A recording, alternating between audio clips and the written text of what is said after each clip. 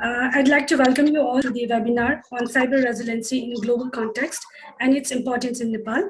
Uh, and uh, and the current, in addition to this is the current situation of our network and infrastructure that will be presented by our speaker, Ms. Mona Nejun, briefing about herself, telling something about herself. Ms. Mona has played an instrumental role in growing the company from 15 to 150 plus employees in the development center and leading as a CEO and director of software engineering. And she is also the product management consultant of cybersecurity. So she has a double master's in MBA and public administration, and she has completed her bachelor's in engineering with merit list in 2006. So we have Mona ma'am with us here. So now, without wasting much of our time, let us all welcome Ms. Mona Necho for the presentation. Ma'am, are you there, ma'am? Yes, ma'am. Thank you for the introduction. Over to you, ma'am, for the rest of the presentation. Thank you so much, ma'am, for coming. Thank you for my nice introduction. Am I audible? मेरो voice सुनिन्छ है हजुर? सुनिरहेको छ है? सुनिरहेको छ ma'am. सुनिरहेको छ ma'am. Thank you. Thank you सबैजनालाई. र मलाई यो I also want to thank IGNOU and ICA for giving me this opportunity to share some of the thing that I know about or some of the thing I'm curious and excited about. त्यो भन्दै I like to share my slide and my presentation.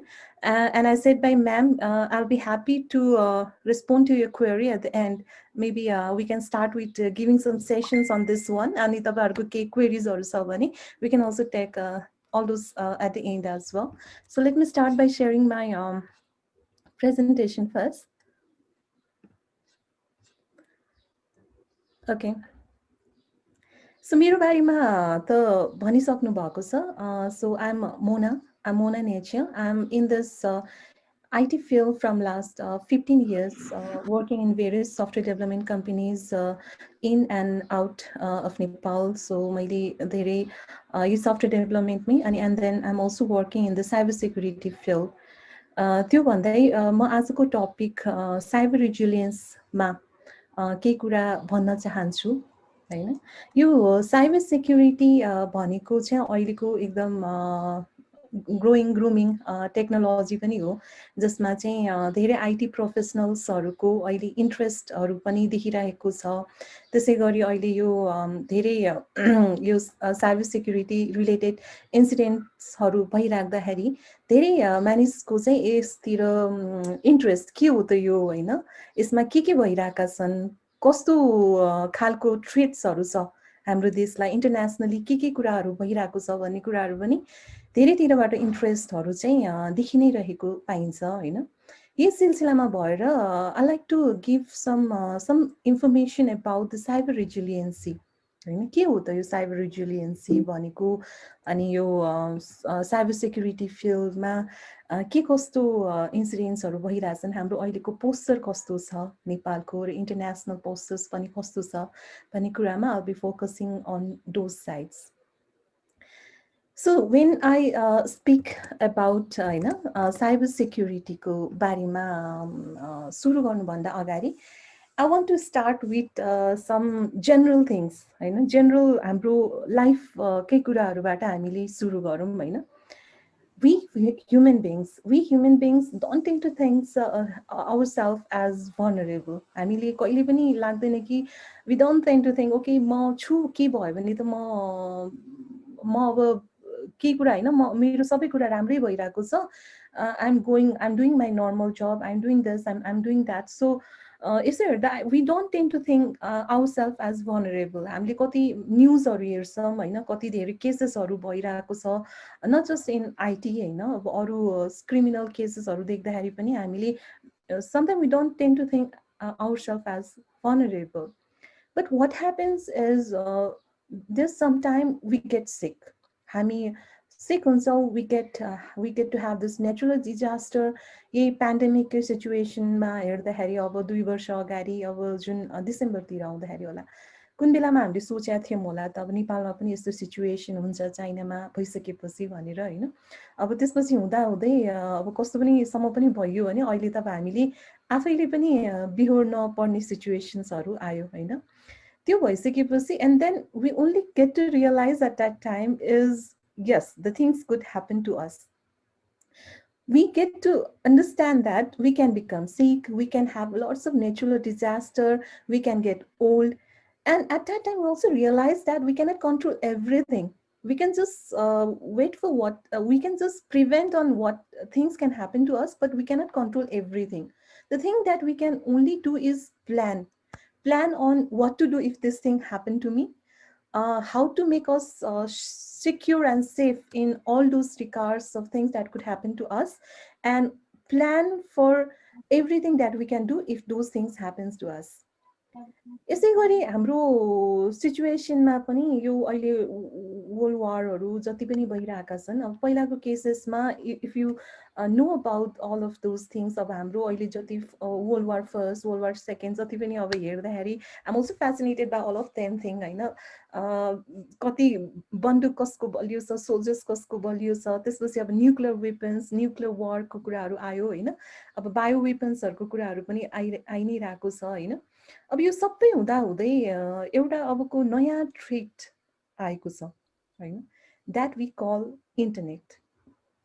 It sounds really weird for me to say that internet is a threat होइन, किनभने इन्टरनेटले त हाम्रो सबै संसारै सजिलो पारिदिएको छ। अहिले हामीले जुम सेसनमा अब टिचिङ प्रोसेसेसहरू यो पेन्डेमिकमा सबै कुराहरू गर्नको लागि पनि हामीले इन्टरनेटले धेरै नै मद्दत पारेको छ। But having shed that, internet is also a very big threat. Why? Let's elaborate on that. अहिले हाम्रो जति पनि डेटाजहरू छ होइन, हाम्रो पहिला त अब मैले अब हामीले फोटो खिच्थ्यौँ, फोटो ढिलाएर एल्बममा राख्थ्यौँ, अहिले हाम्रो फोटोजहरू हामी क्लाउडमा अपलोड गरिरहेका हुन्छौँ। हाम्रो जति पनि डेटाजहरू हाम्रो इन्टरनेट ब्याङ्किङको प्रयोग गरेर हामीले हाम्रो पैसाहरू पनि हाम्रो ब्याङ्किङमा इन्टरनेट ब्याङ्किङबाट ट्रान्सफरहरू गरिरहेका हुन्छन्। हाम्रो सबै इन्फर्मेसन्स नै हाम्रो चाहिँ हामीले चाहिँ क्लाउडमा राखिरहेका हुन्छौँ। त्यसै गरी अब डेटा सेन्टरकै कुरा गर्नु पर्दाखेरि जति पनि अब विश्वमा युज भइरहेको सेटेलाइट्सहरू होला होइन, र कोर इन्फ्रास्ट्रक्चर्सहरू होला, सबै नै somehow it's related to data center and it's related to internet and it's related to cloud. So it's not so kata it's not difficult to assume that if something gets compromised in there, then lots of our information could get compromised होइन। धेरै कुराहरू त्यहाँ हुन सक्छ किनभने सबै कुरा त इन्टरनेटमै छ भन्ने कुरा भयो। अब यता हुँदाहुँदै पनि कस्तो छ भने अब हाम्रो सेक्युरिटी साइबर सेक्युरिटी पोलिसिसदेखि लिएर साइबर सेक्युरिटी साइबर क्रिमिनल्सहरू लागि हामीले लड्नको लागि धेरै सोल्युसन्सहरू पनि बनिरहेको छ, नो डाउट होइन। World is really progressing in lots of this things. तर एउटा कुरा चाहिँ के चाहिँ पनि हो भने cyber criminals are adapting to this technology faster than the solutions are being made होइन। हामीले एउटाको सोल्युसन बनाउँछौँ होला, भोलि अर्को यस्तै खालको एक्टिभिटिजहरू आइ नै रहेको छन्। अब यसै केसमा भन्नु पर्दाखेरि पनि लेट्स सी सम एक्जाम्पल्स नि त होइन। अब जस्तै तपाईँको एउटा मात्र मैले अहिले एक्जाम्पल दिनु पर्दाखेरि 2015 एन्ड 16 को केसमा जहाँ चाहिँ अब तपाईँको रसियाले युक्रेनको इलेक्ट्रिक पावरै फ्यु आवर्सको लागि सटडाउन गरियो। So some way of showing the power होइन, power of what one country can do to another country using this internet।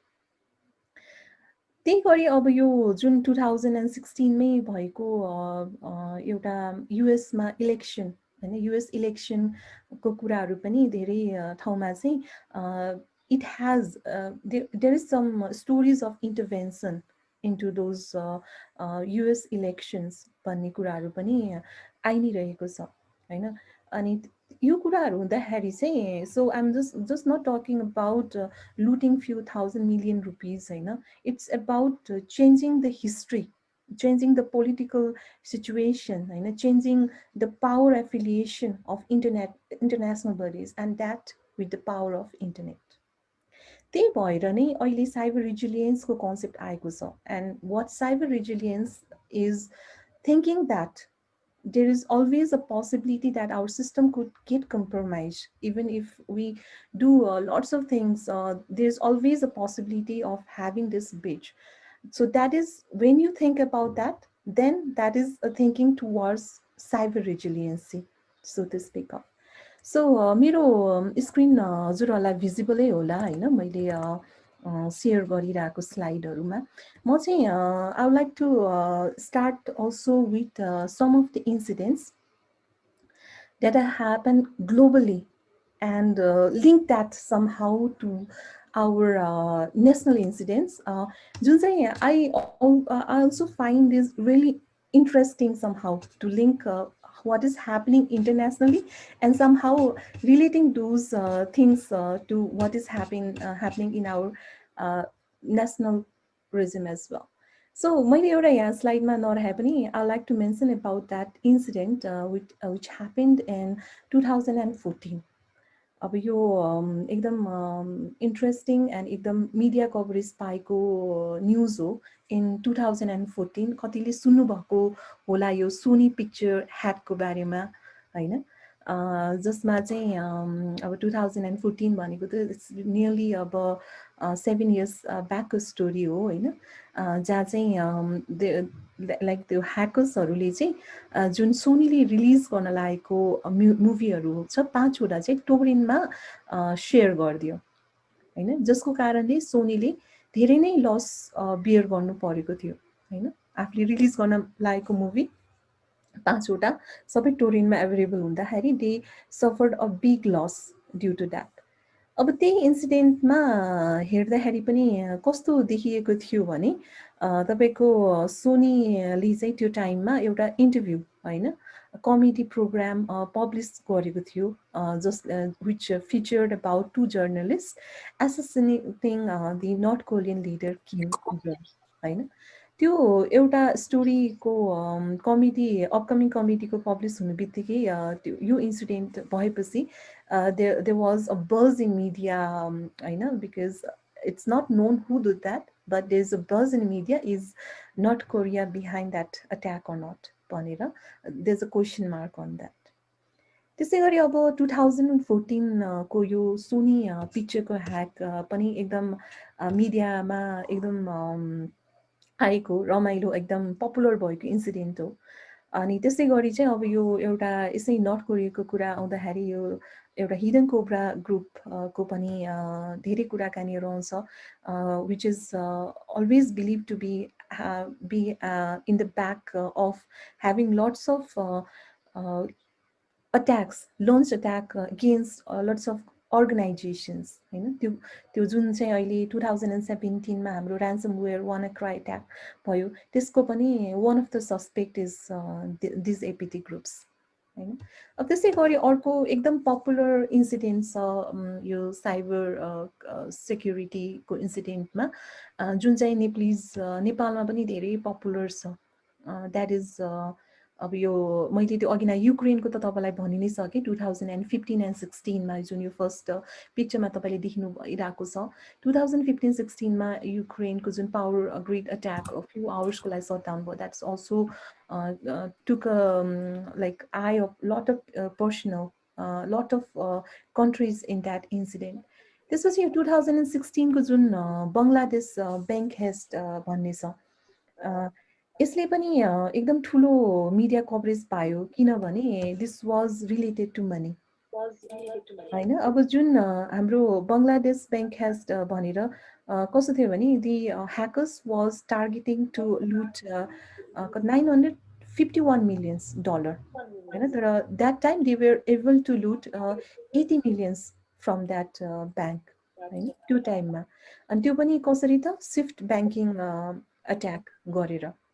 अब why this is popular and relevant in Nepal भन्ने पनि म कुरा गर्छु. 2016 मा यो बङ्गलादेश ब्याङ्क हेस्ट भइसकेपछि तपाईँको 2000 एन्ड जस्तै यसको फलोइङ त्यतैबाट मात्र सकेन होइन, त्यसै गरी फिलिपिन्समा पनि तपाईँको सेम इयरमा सेम टेक्नोलोजिजहरू युज गरेर त्यहाँबाट पनि फिलिपिन्स ब्याङ्कमा पनि अट्याक भयो, सिमिलर टेक्नोलोजिसहरू युज गरेर होइन, स्विफ्ट ब्याङ्किङ ट्यागबाट त्यहाँबाट पनि पैसा लुटिङ भयो। त्यसै गरी अरू 12वटा ब्याङ्क्समा 12 त्योभन्दा पनि बेसी नै हुनसक्छ होइन, similar Swift global payment network use गरेर चाहिँ हजुरहरूले म्युट गरिदिनुहुन्छ होला एकचोटि सबैजना है पार्टिसिपेन्टले। हजुर कसको खुला छ, नभए मै म्युट गरिदिन्छु। हजुर ठिकै छ, सबै म्युटै हुनुहुँदो रहेछ। हुन्छ मुना म्याम, म चेक गरिदिन्छु यता पार्टिसिपेन्टलाई। हस्, थ्याङ्क यू।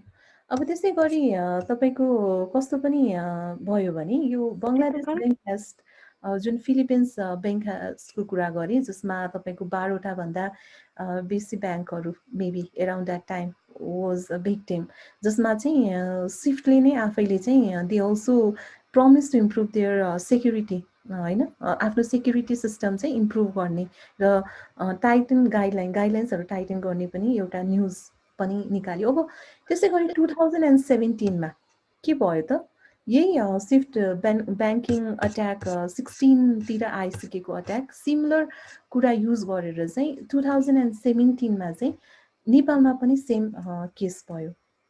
अनि यो केसले चाहिँ अब धेरै मिडिया बज पनि पायो, जसमा चाहिँ 17मा यो एनआइसी ब्याङ्कको केस, जसमा चाहिँ 460 मिलियन नेपालीज रुपिज चाहिँ सिम टेक्नोलोजी युज गरेर चाहिँ लुट मतलब त्यो पैसा चाहिँ चोरिएको थियो। And on which 400 millions was retrieved that time as well.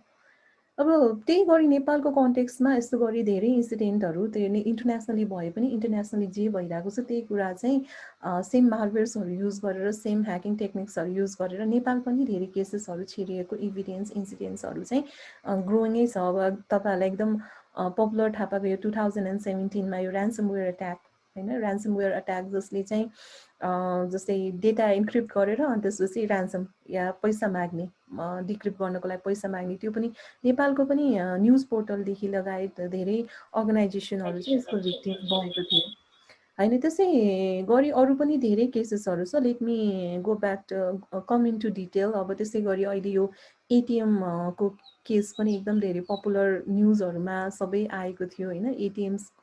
एटिएमबाट चाहिँ धेरै मिलियन्स अफ रुपिज चाहिँ ब्याङ्कबाट चाहिँ एटिएम कार्ड फोर्ज गरेर लिएको केसेसहरूदेखि लिएर धेरै केसेसहरू चाहिँ यस्तो केसेसहरू चाहिँ आइ नै रहेछ, वेबसाइट ह्याकिङ एन्ड अल। अब यसको बारेमा अलिकति जान्नु, अब नेपालको ल्यान्डस्केपमा के भइरहेको छ त, कसरी भइरहेको छ भन्ने कुराहरू अलिकति भित्र गएर हेर्नु पर्दाखेरि चाहिँ कस्तो छ भने नेपालको केसमा भन्नु पर्दाखेरि पनि एउटा इन्टरनेटको युजेस चाहिँ धेरै बढ्दो नै देखिएको छ। अब आइएसपी यो न्युज आइएसपीले पब्लिस गरेको डेटा अनुसारले पनि हाम्रो इयर 2000मा चाहिँ इट वाज जस्ट 35,000 युजर्स होइन, जसमा चाहिँ 50% इन्क्रिज चाहिँ एनुअल देखिरहेको छ।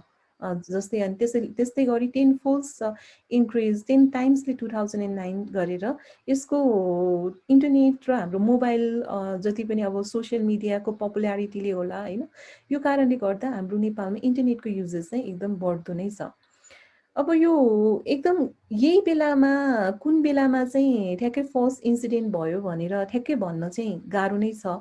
तर 2013मा चाहिँ एउटा केस आएको थियो जसमा चाहिँ अनलाइन टिकटिङ होइन, it was fraudulent online air ticket बुकिङबाट चाहिँ एराउन्ड 1,10,000 रुपिजको चाहिँ ट्रान्सफर गरेको कुरा चाहिँ एउटा रेकर्डेड चाहिँ छ अलि अगाडि भन्नु पर्दाखेरि होइन, जसमा 15,000 चाहिँ ब्याक पनि आएको थियो। त्यसै गरी चाहिँ एउटा इन्सिडेन्ट चाहिँ साइबर बुलिङको चाहिँ 2014मा पनि रिपोर्ट भएको पाइन्छ र अलिकति मिडिया अटेन्सन पाएको अलिकति लार्ज स्केलमा यो साइबर एक्टिभिटिजहरूमा अलिकति कभरेज पाएको चाहिँ त्यो बेला हो 2016मा, जब चाहिँ 200 गभर्मेन्ट अफ वेबसाइट्सहरू चाहिँ ह्याक भएको थियो। र त्यसमा चाहिँ एउटा 18 वर्षको केटालाई पनि यो नेपाल पुलिसले पक्रेको थियो। त्यो बेलामा चाहिँ यो अलिकति धेरै मिडियामा यो कुराहरू न्युजहरू आएको थियो 2016 मा।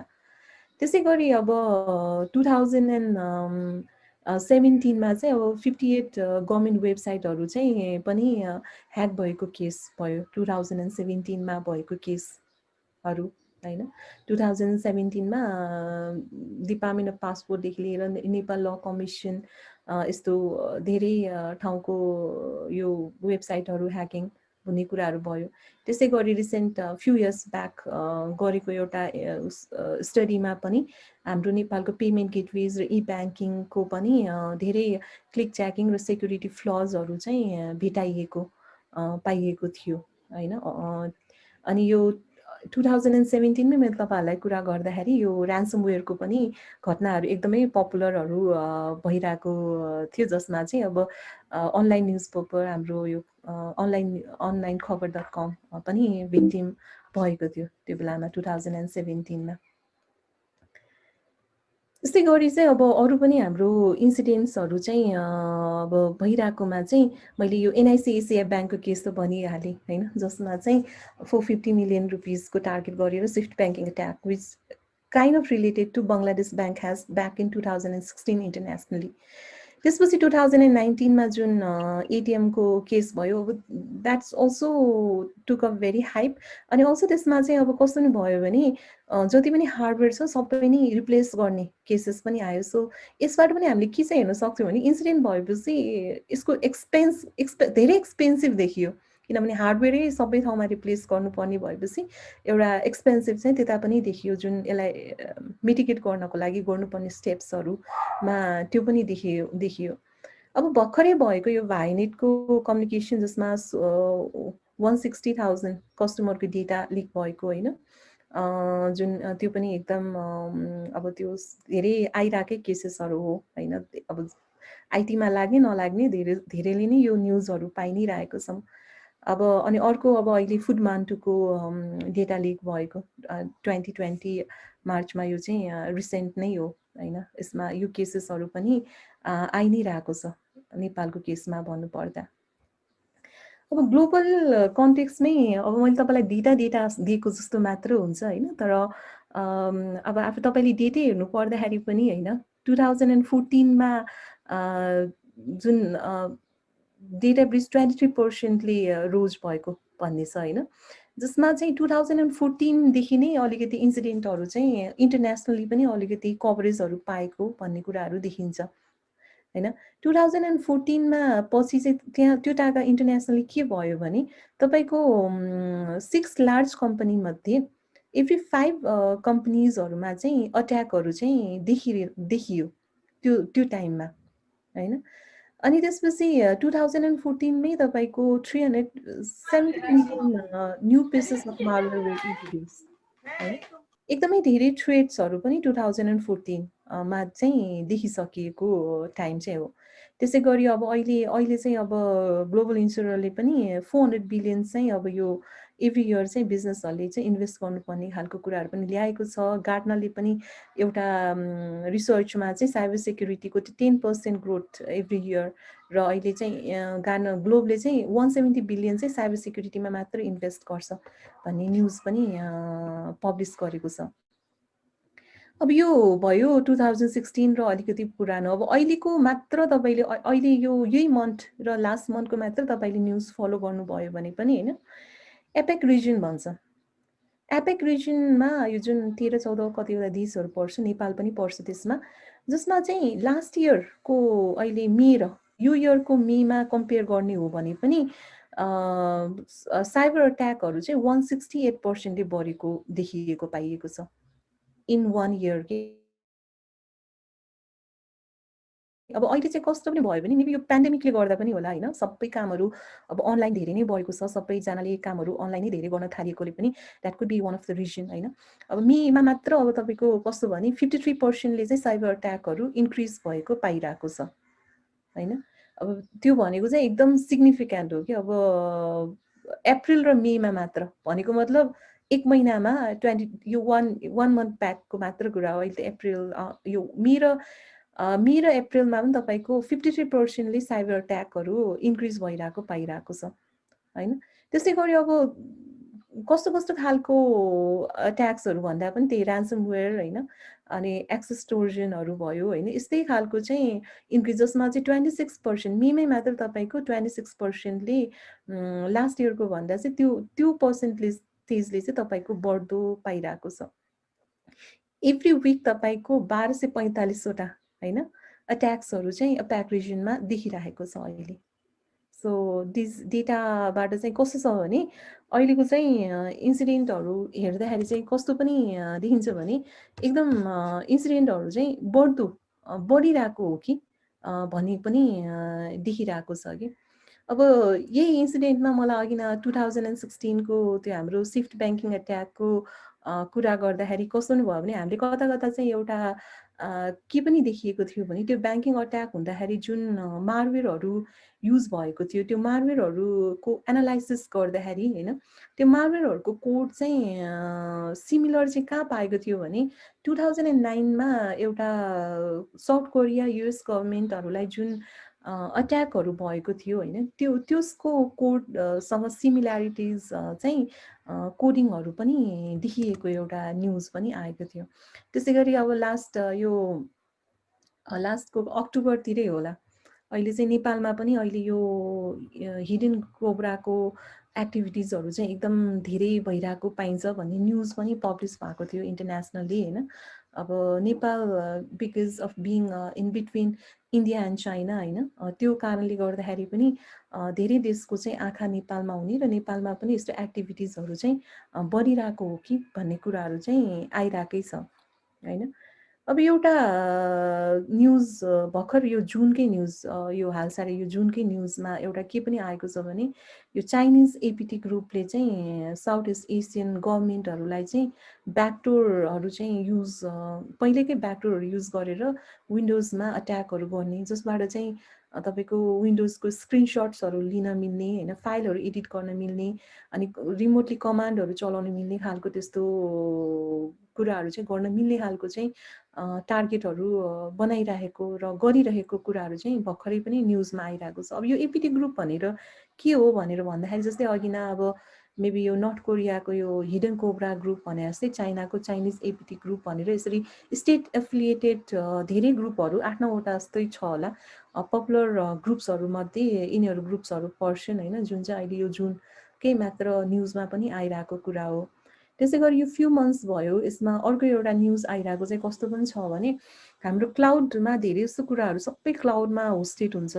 त्यो होस्ट गर्दाखेरि चाहिँ हाम्रो डेटाहरू त्यो क्लाउडको कन्फिगरेसन मात्र पनि नमिलेर होइन, हाम्रो जति पर्सनल डेटाहरू त्यो क्लाउडमा राखिरहेको छ त्यसको पनि त्यो मिसकन्फिगरेसनले 100 मिलियन युजर्सको चाहिँ डेटा चाहिँ एक्सपोज भएको न्युजहरू चाहिँ आएको छ। 100 मिलियन युजर्सको डेटा जस्ट फ्यु मन्थ्समा मात्र एक्सपोज भएको, and that's only because of misconfiguration in the cloud.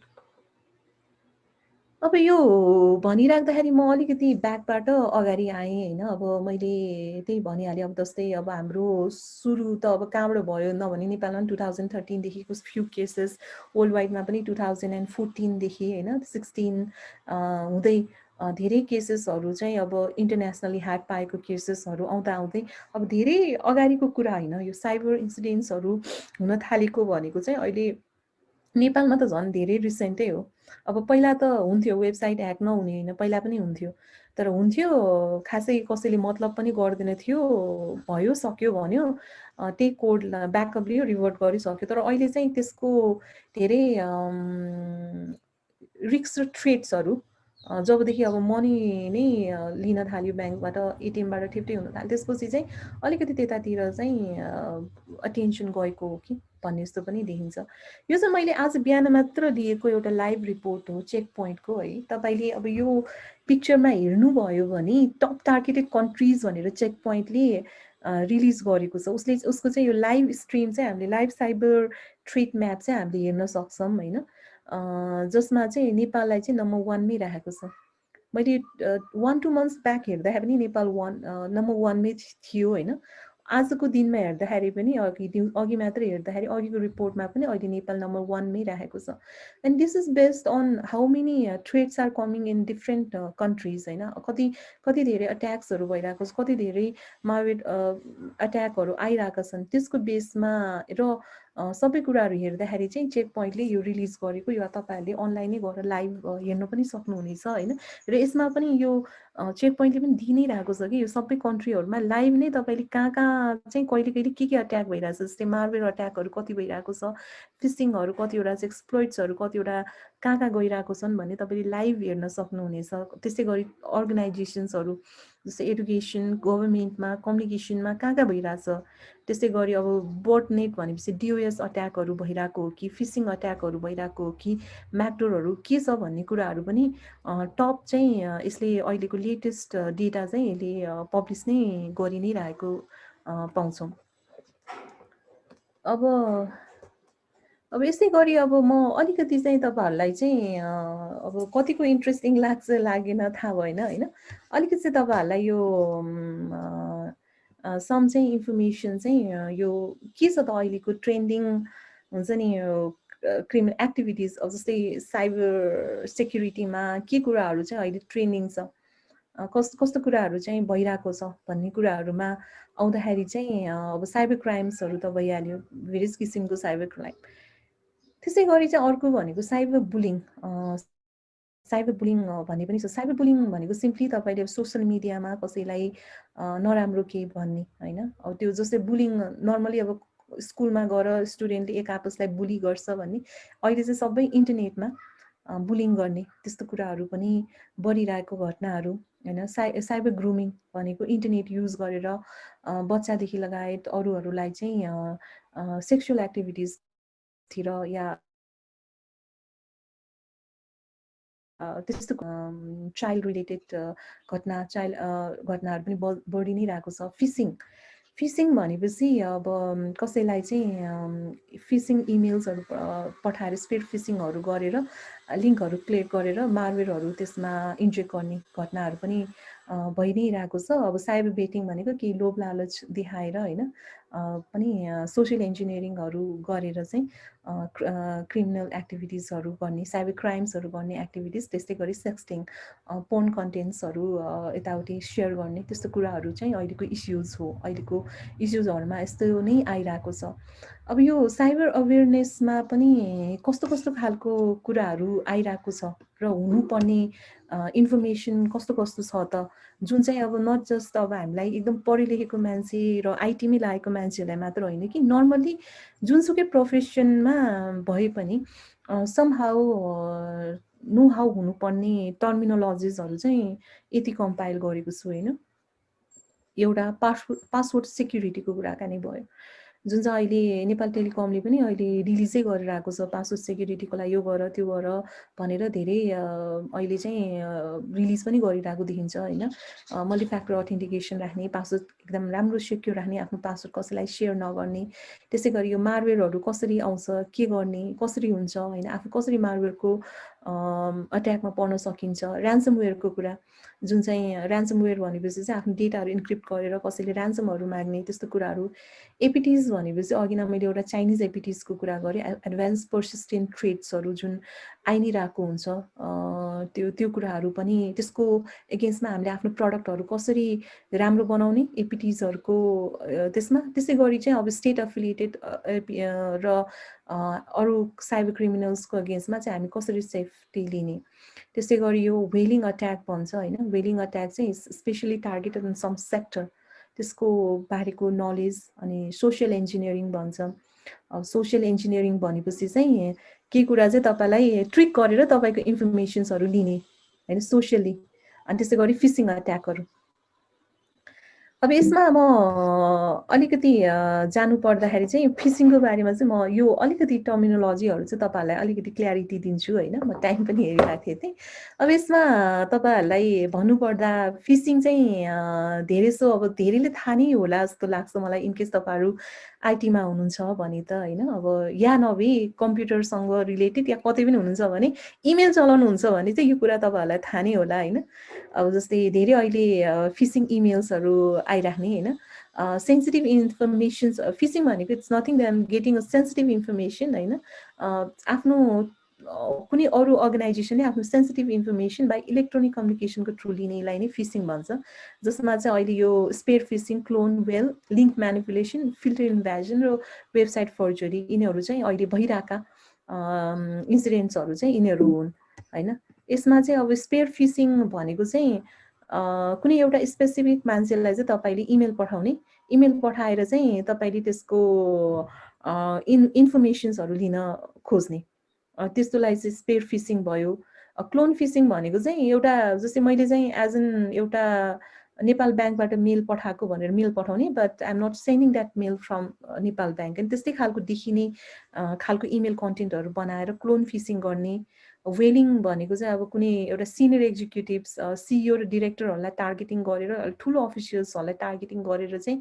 कुनै इमेलहरू पठाउने त्यसै गरी लिङ्क म्यानिपुलेसन भन्छौँ जसमा चाहिँ तपाईँको एउटा अर्गनाइजेसनको जस्तो लाग्ने लिङ्क दिने जस्तो मैले यहाँ एउटा इक्जाम्पल दिएछु होइन ट्रस्टेड अर्गनाइजेसनको जस्तो लाग्ने तर रिडिरेक्ट चाहिँ तपाईँको अर्कै एउटा आफ्नो होइन भनरेबल साइटतिर र आफूले बनाएको साइटतिर त्यो लिङ्कलाई पोइन्ट आउट गरिदिने त्यसै गरी फिल्टर इन्भ्यासन भन्ने पनि अहिले पपुलर भएको छ जसमा चाहिँ कस्तो भने पहिलाको केसमा चाहिँ टेक्स्टहरूबाट चाहिँ तपाईँको फिसिङहरू गरिन्थ्यो भने अहिले चाहिँ त्यो कुरा चाहिँ कति धेरैले चाहिँ अब यो फायरवारहरू र अरू कुराहरूबाट त्यो ब्लक गर्न थालेपछि चाहिँ इमेजको थ्रु चाहिँ तपाईँलाई इन्भेट गर्ने पनि कुराहरू चाहिँ बढेको छ जसलाई चाहिँ अब सिम्पल तरिकाले चाहिँ अब हेर्न नसकियोस् या ब्लक गर्न नसकियोस् त्यसको लागि पनि इन्सिडेन्ट्सहरू बढेको छ त्यसै गरी सोसियल इन्जिनियरिङ भयो सोसियल इन्जिनियरिङ भनेको चाहिँ अब सोसियल मिडियामा सबै इन्फर्मेसन हुन्छ पर्सनहरूको उसको बारेमा सबै कुराहरू हेरेर होइन अब कहिले कति कुरालाई त मान्छेलाई फोन गरेर या के अरू कुराहरू गरेर चाहिँ अट्याकहरू गर्ने केसेसहरू पनि सोसियल इन्जिनियरिङमा र अरू पनि केही त्यो पर्सनलाई चाहिँ कसरी चाहिँ उसको इन्फर्मेसन्सहरू लिनको लागि चाहिँ के कुराहरू गरेर गर्न सक्छ अलिकति रिसर्च गरेर अनि त्यहाँबाट चाहिँ सोसियल इन्जिनियरिङको अट्याकमा चाहिँ ल्याउने कुराहरू पनि भइरहेको पाइन्छ त्यसै गरी भोइस फिसिङ भन्छौँ जसमा चाहिँ अब कुराकानीहरू गरेर मान्छेलाई मैले ब्याङ्कबाट कल गरिरहेको छु म यहाँ तपाईँको ट्याक्स कम्पनीबाट कल गरिरहेको छु भनेर भोइस फिसिङ गर्ने एसएमएसबाट फिसिङ गर्ने ट्याबिङ एन्ड ट्याबिङ भन्नाले त्यस्तो फेक खालको वेबसाइटहरू बनाएर त्यो पठाएर फिसिङहरू गर्ने इभिल ट्विन्सहरू भन्छ जस्तै वायरलेस नेटवर्क फेक बनाएर सबै इन्फर्मेसन्सहरू लिने होइन यस्तो खालको इन्सिडेन्ट्सहरू पनि तपाईँको भइ नै रहेको पाइन्छ वेबसाइट फर्जरी भनेको पनि त्यही हो जस्तै एउटा कुनै ट्रस्टेड वेबसाइटहरू जस्तो देखिने वेबसाइट बनाउने तर त्यो भिक्टिमलाई त्यहाँ लगइन गराएर इन्फर्मेसनहरू लिन लगाउने कोभर्ट रिडिरेक्ट भनेको चाहिँ अब लिङ्क चाहिँ लेजिमिट जस्तो लाग्ने तर क्लिक गर्दा चाहिँ त्यसले चाहिँ अर्कै भिक्टिमको वेबसाइटमा रिडिरेक्ट गरेर उसलाई कुनै स्क्रिप्टहरू डाउनलोड गर्न लगाउने या केही अरू कामहरू गर्न लगाउने त्यस्तो खालको कोभर्ट रिडिरेक्टहरू पनि बढी नै रहेको छ होइन अब यो हुँदाहुँदै चाहिँ तपाईँको यो चाहिँ अब नर्मली तपाईँको यो अहिलेको पर्सेन्टेज डिस्ट्रिब्युसन जसमा भाइरस पर्छ वर्म्स पर्छ ब्याकडोर स्पाइवेयर्स सबै कुराहरू चाहिँ यो मारवेयरहरूमा आउने टपिकहरू भयो यसमा चाहिँ तपाईँले धेरै किसिमको अहिले कसरी आइरहेको छ भन्ने पर्सेन्टेजहरू पनि देख्न सक्नुहुन्छ अब यो कम्प्युटर भाइरस भनेको के हो वर्म्स यस्तो कुराहरू तपाईँलाई धेरै थाहा नै होला होइन भाइरस कम्प्युटर भाइरस त धेरैले सुनि नै राख्नु भएको टर्मिनोलोजी हो तर एउटा कुरा कस्तो छ भने मान्छेले अहिले चाहिँ मारवेयरहरूलाई ऱ्यान्समवेयरहरूलाई पनि भाइरस भन्ने गरिरहेको छ त्यो चाहिँ होइन virus is different worms is different होइन त्यसै गरी ऱ्यान्समवेयर्सहरू छ दोज आर डिफ्रेन्ट होइन यस्तो डिफ्रेन्ट किसिमको चाहिँ एक्सपर्ट्सहरू चाहिँ हामीले पाउन सक्छौँ डिफ्रेन्ट किसिमको मारवेयरहरू चाहिँ हामीले पाइरहेका छौँ अब यति भन्जेलसम्ममा तपाईँहरूको के बोर्ड त लागेको छैन कसैलाई के छ भने भन्नु होला नभए म अलिकति अगाडि बढ्छु है अब यो चाहिँ अलिकति इन्ट्रेस्टिङ प्रोसेस छ कि साइबर किल चेन प्रोसेस भन्ने चाहिँ एकदम मलाई इन्ट्रेस्टिङ किन लाग्छ भने यो चाहिँ यसले चाहिँ तपाईँलाई एउटा कसरी चाहिँ चाहिँ साइबर इन्सिडेन्ट हुन्छ भन्ने कुरा चाहिँ यसले एक्सप्लेन गर्छ। यो चाहिँ अलि इन्ट्रेस्टिङ छ र रमाइलो पनि छ। म चाहिँ तपाईँलाई यो रियलमै कसरी हुन्छबाट नै म माथिदेखि तपाईँलाई भन्छु होइन। हुन्छ, एकजनाले ह्यान्ड रेज गर्नुभएको रहेछ, के भए चाहिँ भन्नुभए पनि हुन्छ। मेरो धेरै त बाँकी छैन कि यहाँसम्म कि हुन्छ। मलाई त अब एकदम रमाइलो लागिरहेको छ सुरुदेखिको टपिकहरू होइन। हजुर हजुर मैले एउटा दुईटा त्यो जुन तपाईँले जुन एपेक्टको जुन डेटाहरू देखाउनु भयो 168% जुन हाम्रो चाहिँ भलनरेबिलिटीहरू चाहिँ हाम्रो इन्क्रिज भइराखेको छ भन्नुभएको छ होइन।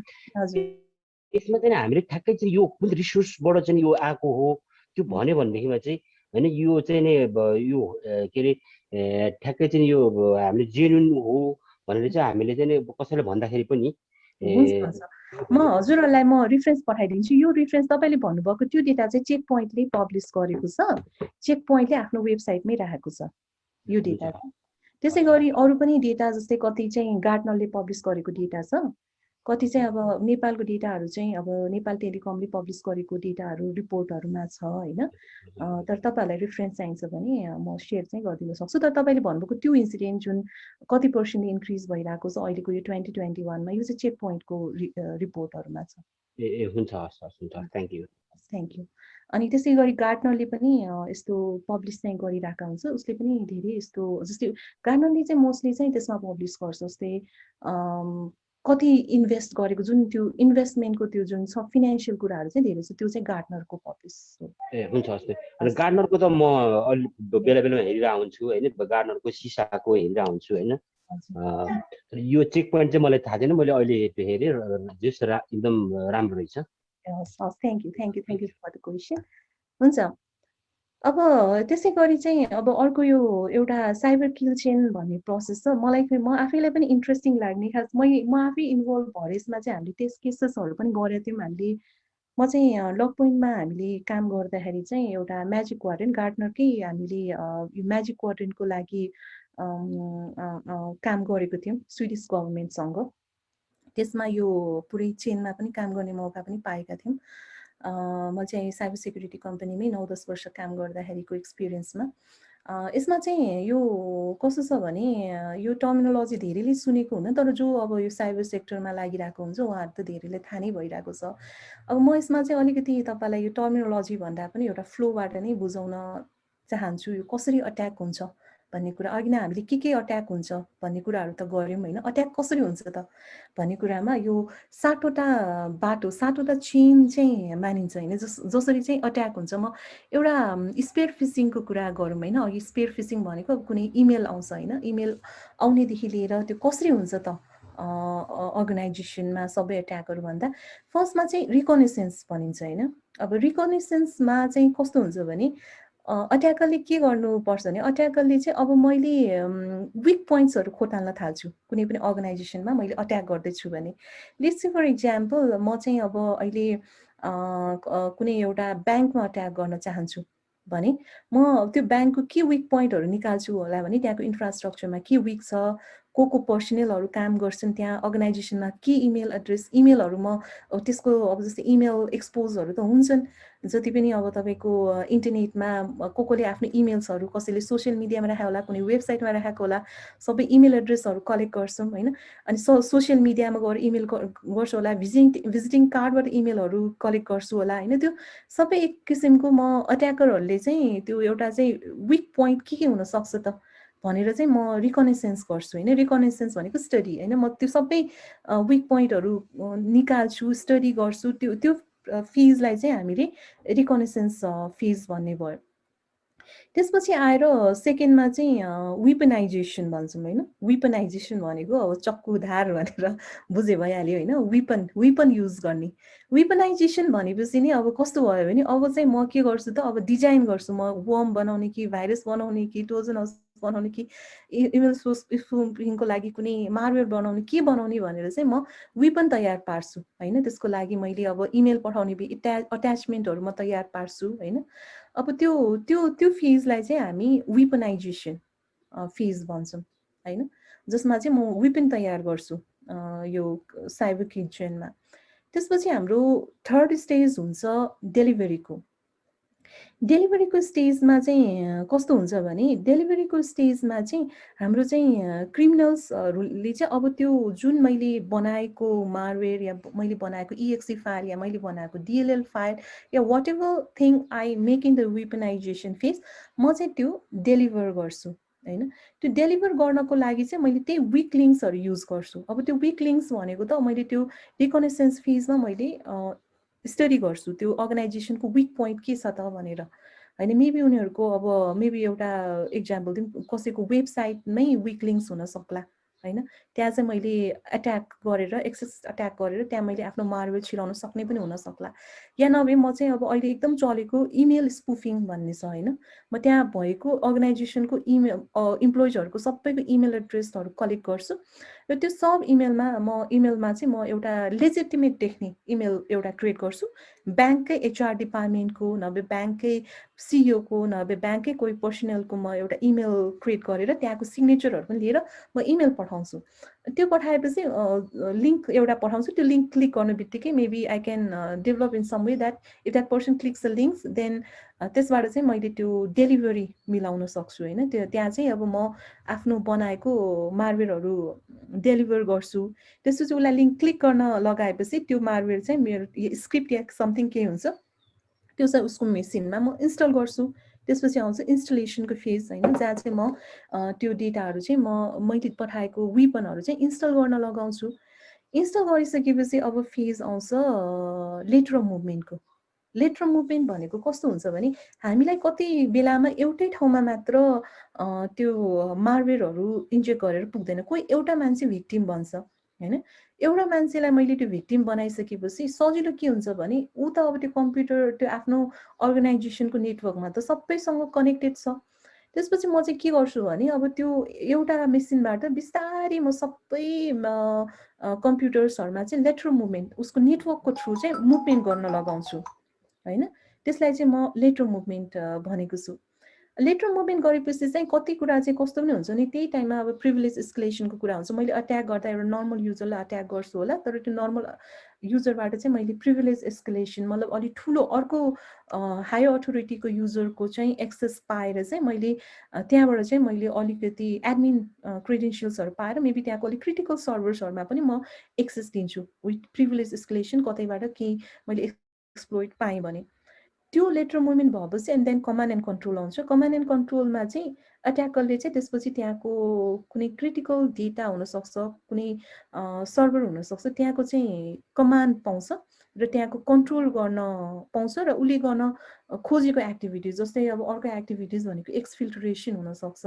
एक्सफिल्ट्रेसन भनेपछि चाहिँ त्यहाँ भएको डेटाहरू चाहिँ कतै एक्सट्र्याक्ट गरेर आफ्नो कुनै सर्भरमा लगिदिने, इमेल गरेर लगिदिने या सम टुल्सहरू युज गरेर SSH गरेर या केही सिस्टमबाट चाहिँ हामीले डेटाहरू चाहिँ तानेर लगिदिने या अरू के गर्न मन लागेको छ त्यहाँ गएर स्क्रिनसटहरू लिने या त्यहाँको डेटाहरू हेरेर मात्र फर्किने। आफ्नो जुन इन्टेन्सनले गरेको छ त्यो इन्टेन्ट चाहिँ को कन्ट्रोल लिने र एक्सफिल्ट्रेट गर्ने छ भने पनि गर्ने, सबै गर्ने र लास्टमा चाहिँ एक्जिक्युट गर्ने।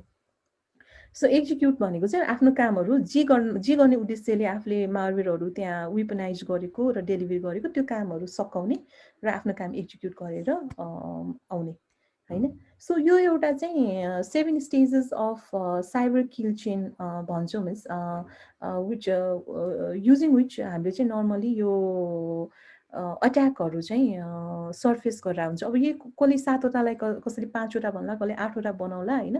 त्यो आफ्नो पब्लिसरहरूले त्यही अनुसारले गरेर हुन्छ। तर टिपिकली यसलाई नाम चाहिँ हामीले साइबर किल चेनको नाम चाहिँ दिएको छौँ, जसमा चाहिँ कसरी अट्याक सर्फेस गर्ने भन्ने कुरा चाहिँ यसले एक्सप्लेन गर्छ।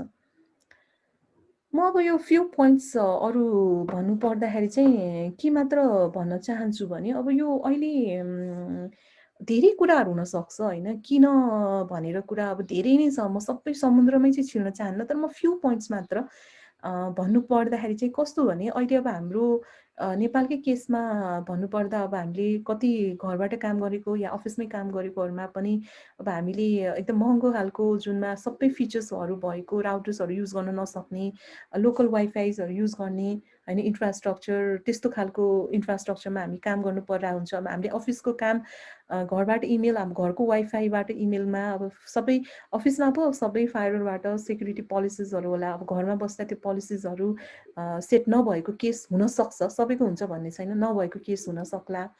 हामीले जुन कम्युनिकेसनलाई युज गरिरहेको टुल्सहरूको कुराहरू आउँछ, जस्तै अब कतिले त अब फेसबुकै युज गरिदिनुहुन्छ आफ्नो इन्फर्मेसनहरू सेयर गर्नको लागि हैन। अब त्यो पनि मैले नराम्रो भन्न खोजेको होइन, तर अब सबैको एउटै तरिका हुँदैन। कसैले व्हाट्सएप गर्नु होला, कसैले त्यसै गरी स्काइप चलाउनु होला, त्यो आफ्ना ओके। त्यसमा चाहिँ अब आफूले डिफ्रेन्ट खालको कम्युनिकेसन टुलहरू युज गर्ने, त्यसको सेक्युरिटी कस्तो छ, के छ, इन्क्रिप्टेड छ छैन, त्यस्तो कुराहरू हेर्नुपर्ने हुन सक्ला हैन।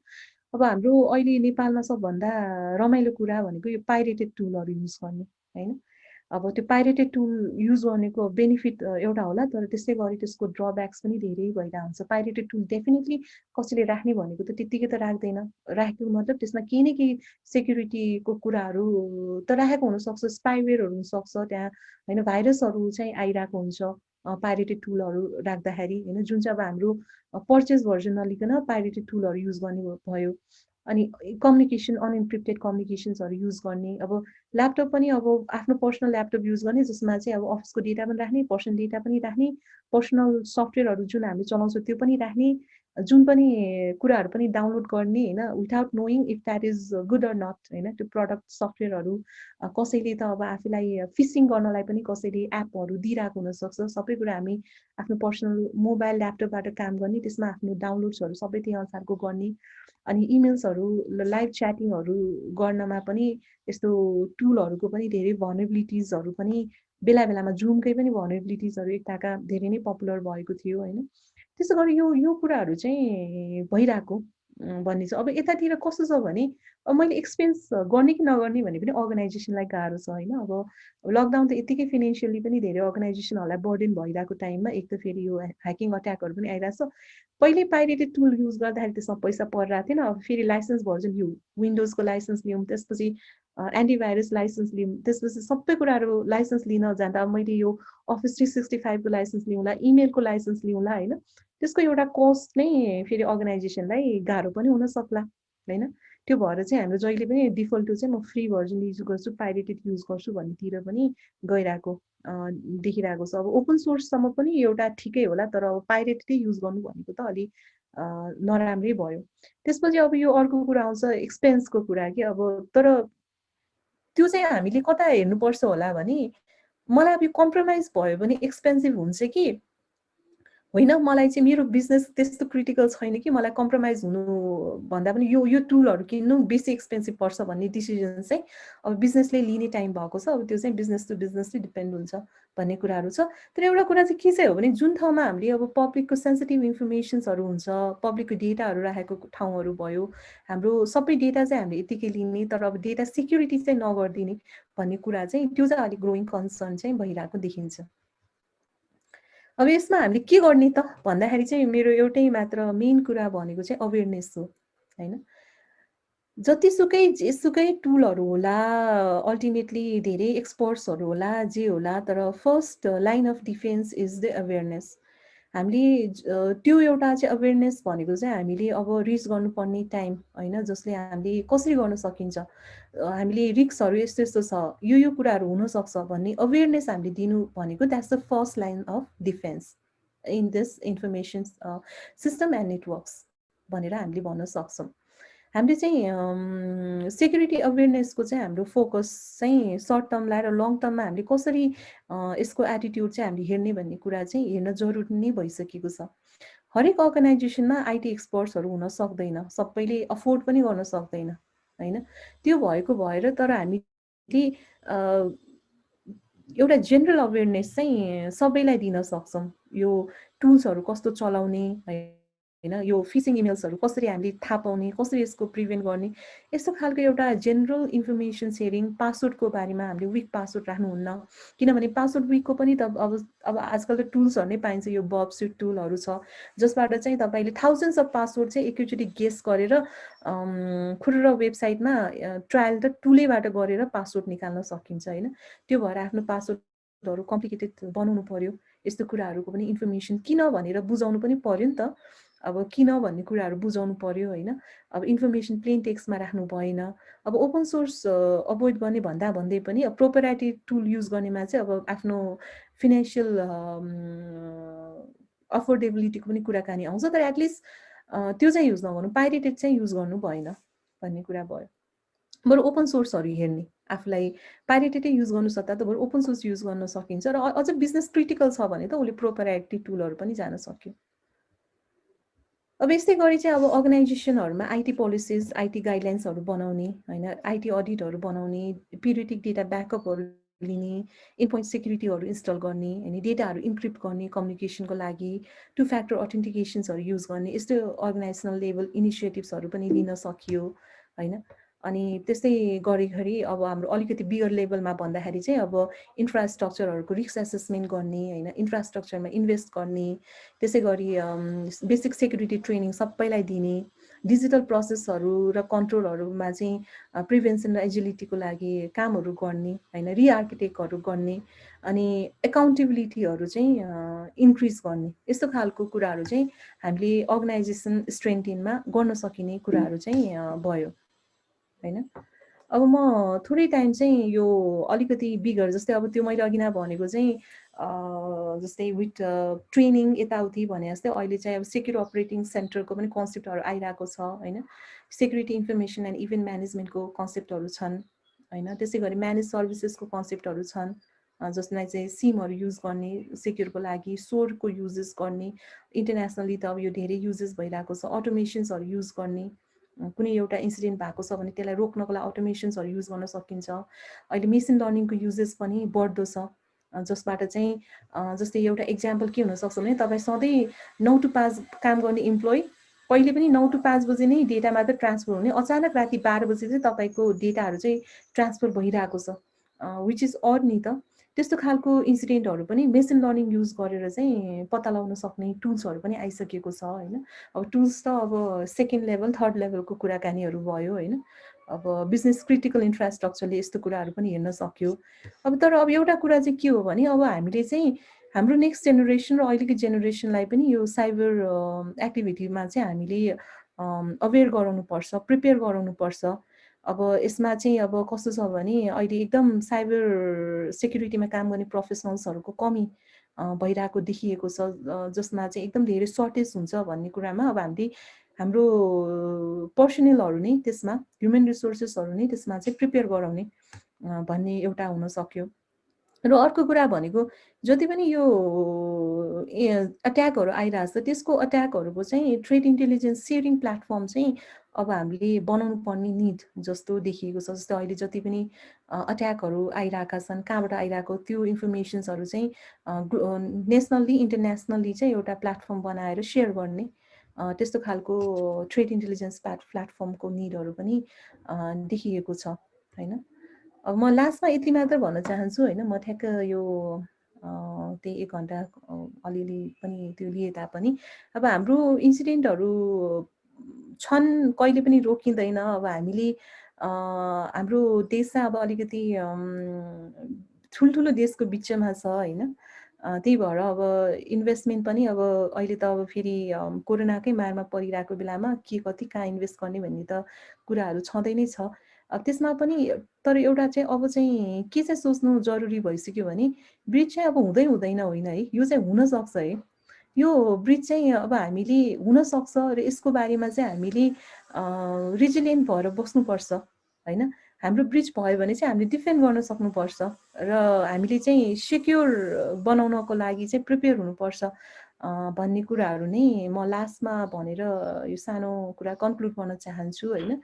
This is all about preparing all of us for this cyber resiliency, जसमा चाहिँ हाम्रो प्रिपेयरनेस चाहिँ अब जरुरी छ भन्दै चाहिँ म आफ्नो सानो कुरा चाहिँ यही कन्क्लुड गर्न चाहन्छु। Thank you all of you है, thank you for listening to me है। कतिको बोरिङ भयो के भयो है सुनिराख्नको लागि। हुन्छ अब कसरी अगाडि बढ्ने होला म एकचोटि। Okay, thank you so much ma'am. केही छ म्याम अझै अलि अर्को स्लाइड्समा देखाउनलाई? यो होइन हजुर, यति नै हो हजुर। अहिले स्लाइडलाई thank you once again ma'am I hope हामीले साइबर सेक्युरिटीको बारेमा धेरै नै बुझ्यौँ होइन मैले पनि धेरै बुझेँ बस्दा बस्दै ह्याकर्सको बारेमा टाइप अफ ह्याकिङ कसरी हुन्छ अब त्योबाट बच्नलाई हामीले के गर्नुपर्ने हुन्छ इभन म्यामले हामीलाई ह्याक गर्नु पर्यो भने पनि कसरी गर्न सकिन्छ भन्ने कुरा पनि बुझाइदिनु भयो होइन सो आफ्नो कम्पनीले अब आफ्नो वेबसाइटदेखि लिएर हरेक कुराहरू आफ्नो ठाउँबाट चाहिँ ह्याकिङ गर्न नदिनलाई कसरी के गर्ने भन्ने कुराहरू म्यामले धेरै नै भन्नुभएको छ आई होप हाम्रो आइटीको लर्नर्सहरू जतिले पनि यहाँ जोइन गर्नुपर्छ र अपार्ट फ्रम द आइटी लर्नर्सहरूले जतिले पनि जोइन गर्नुभएको छ धेरै कुरा नै थाहा पाउनुभयो होला र इन एडिसन टु दिस हामीले यो रेकर्डिङ पनि हजुरहरूलाई सेयर गर्छौँ पछि र saying this if you have any queries please raise your hand होइन हामी 20 मिनट्स जतिको लागि चाहिँ नि the floor is open so we will handle your queries त्यस्तो छ भने हाम्रो च्याट बक्समा पनि धेरै नै क्वेरिजहरू देखिरहेको छौँ म्यामले क्वेरिजहरू सेभ गर्नु पछि हामी ह्यान्डल गर्छौँ at the end of the session हामी लिन्छौँ भनेर रिप्लाई गरिराख्नु भएको छ हाम्रो रानु म्यामले सो हजुरहरूले इन्डिभिजुअली रेज गर्नु होला हाम्रो म्यामले चाहिँ हजुरहरूलाई क्वेरिजको आन्सरहरू दिनुहुन्छ सो प्लिज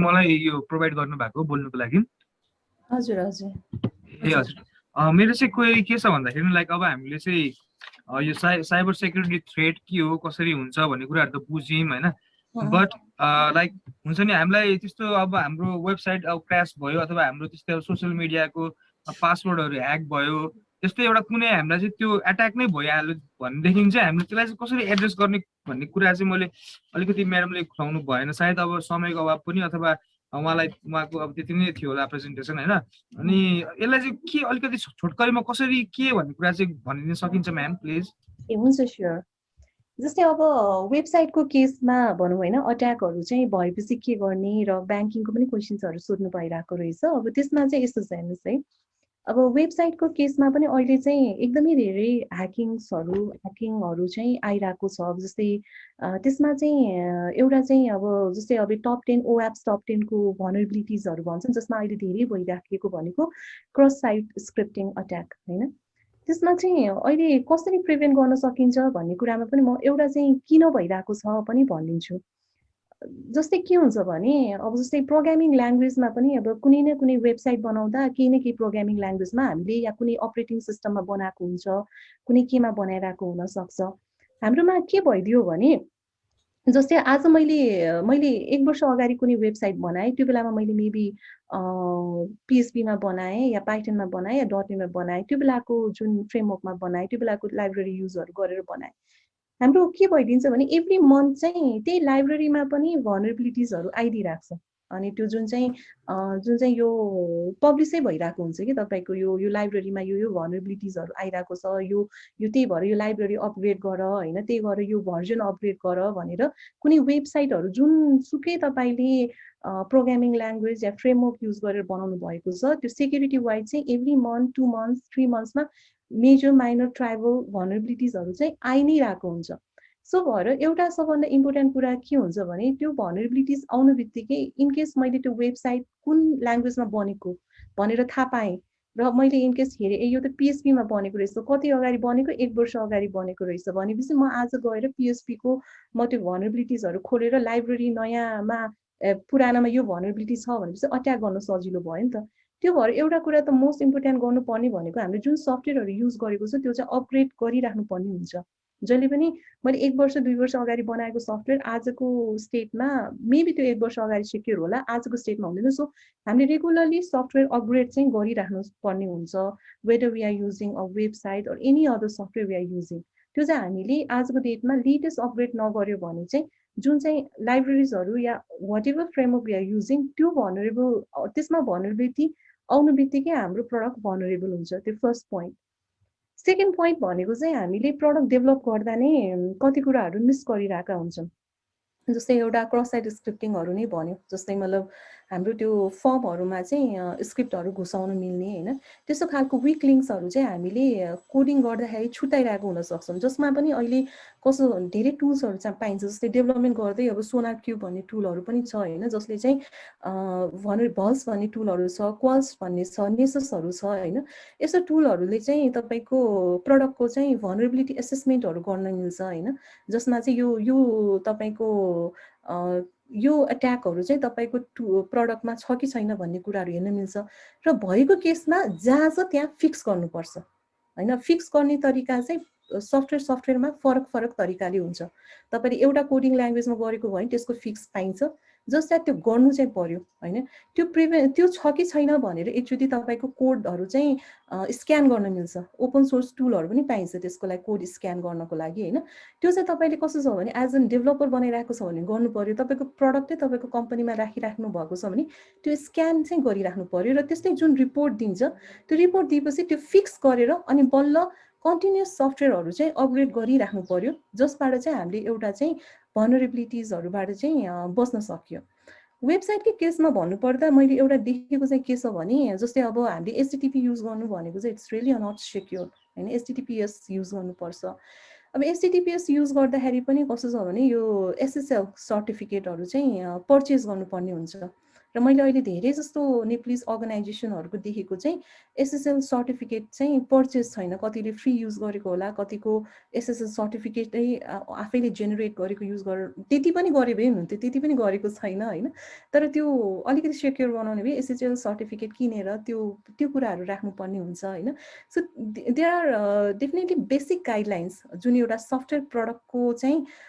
क्वालिटी इन्स्योर गर्ने एउटा बेसिक गाइडलाइन्स हुन्छ होइन त्यो चाहिँ फलो गरेर बनेको प्रडक्ट चाहिँ हुनु पर्यो र इनकेस अब तपाईँले युज गरिराख्नु भएको छ भने अब मेरो त्यो प्रडक्टको सेक्योर छ कि छैन कसरी हेर्ने भने चाहिँ अहिले चाहिँ अब भनरेबिलिटी एसेसमेन्ट टुलहरूको थ्रु चाहिँ त्यो गर्न मिल्यो र आएको केसेसलाई चाहिँ जे प्रब्लम आएको हो त्यो चाहिँ फिक्स गरेर राख्नु पर्यो मैले सफ्टवेयरको सेक्टरमा चाहिँ तपाईँको क्वेसन एन्सर गरेँ कि गरिनँ हजुर यसमा के अरू क्वेसन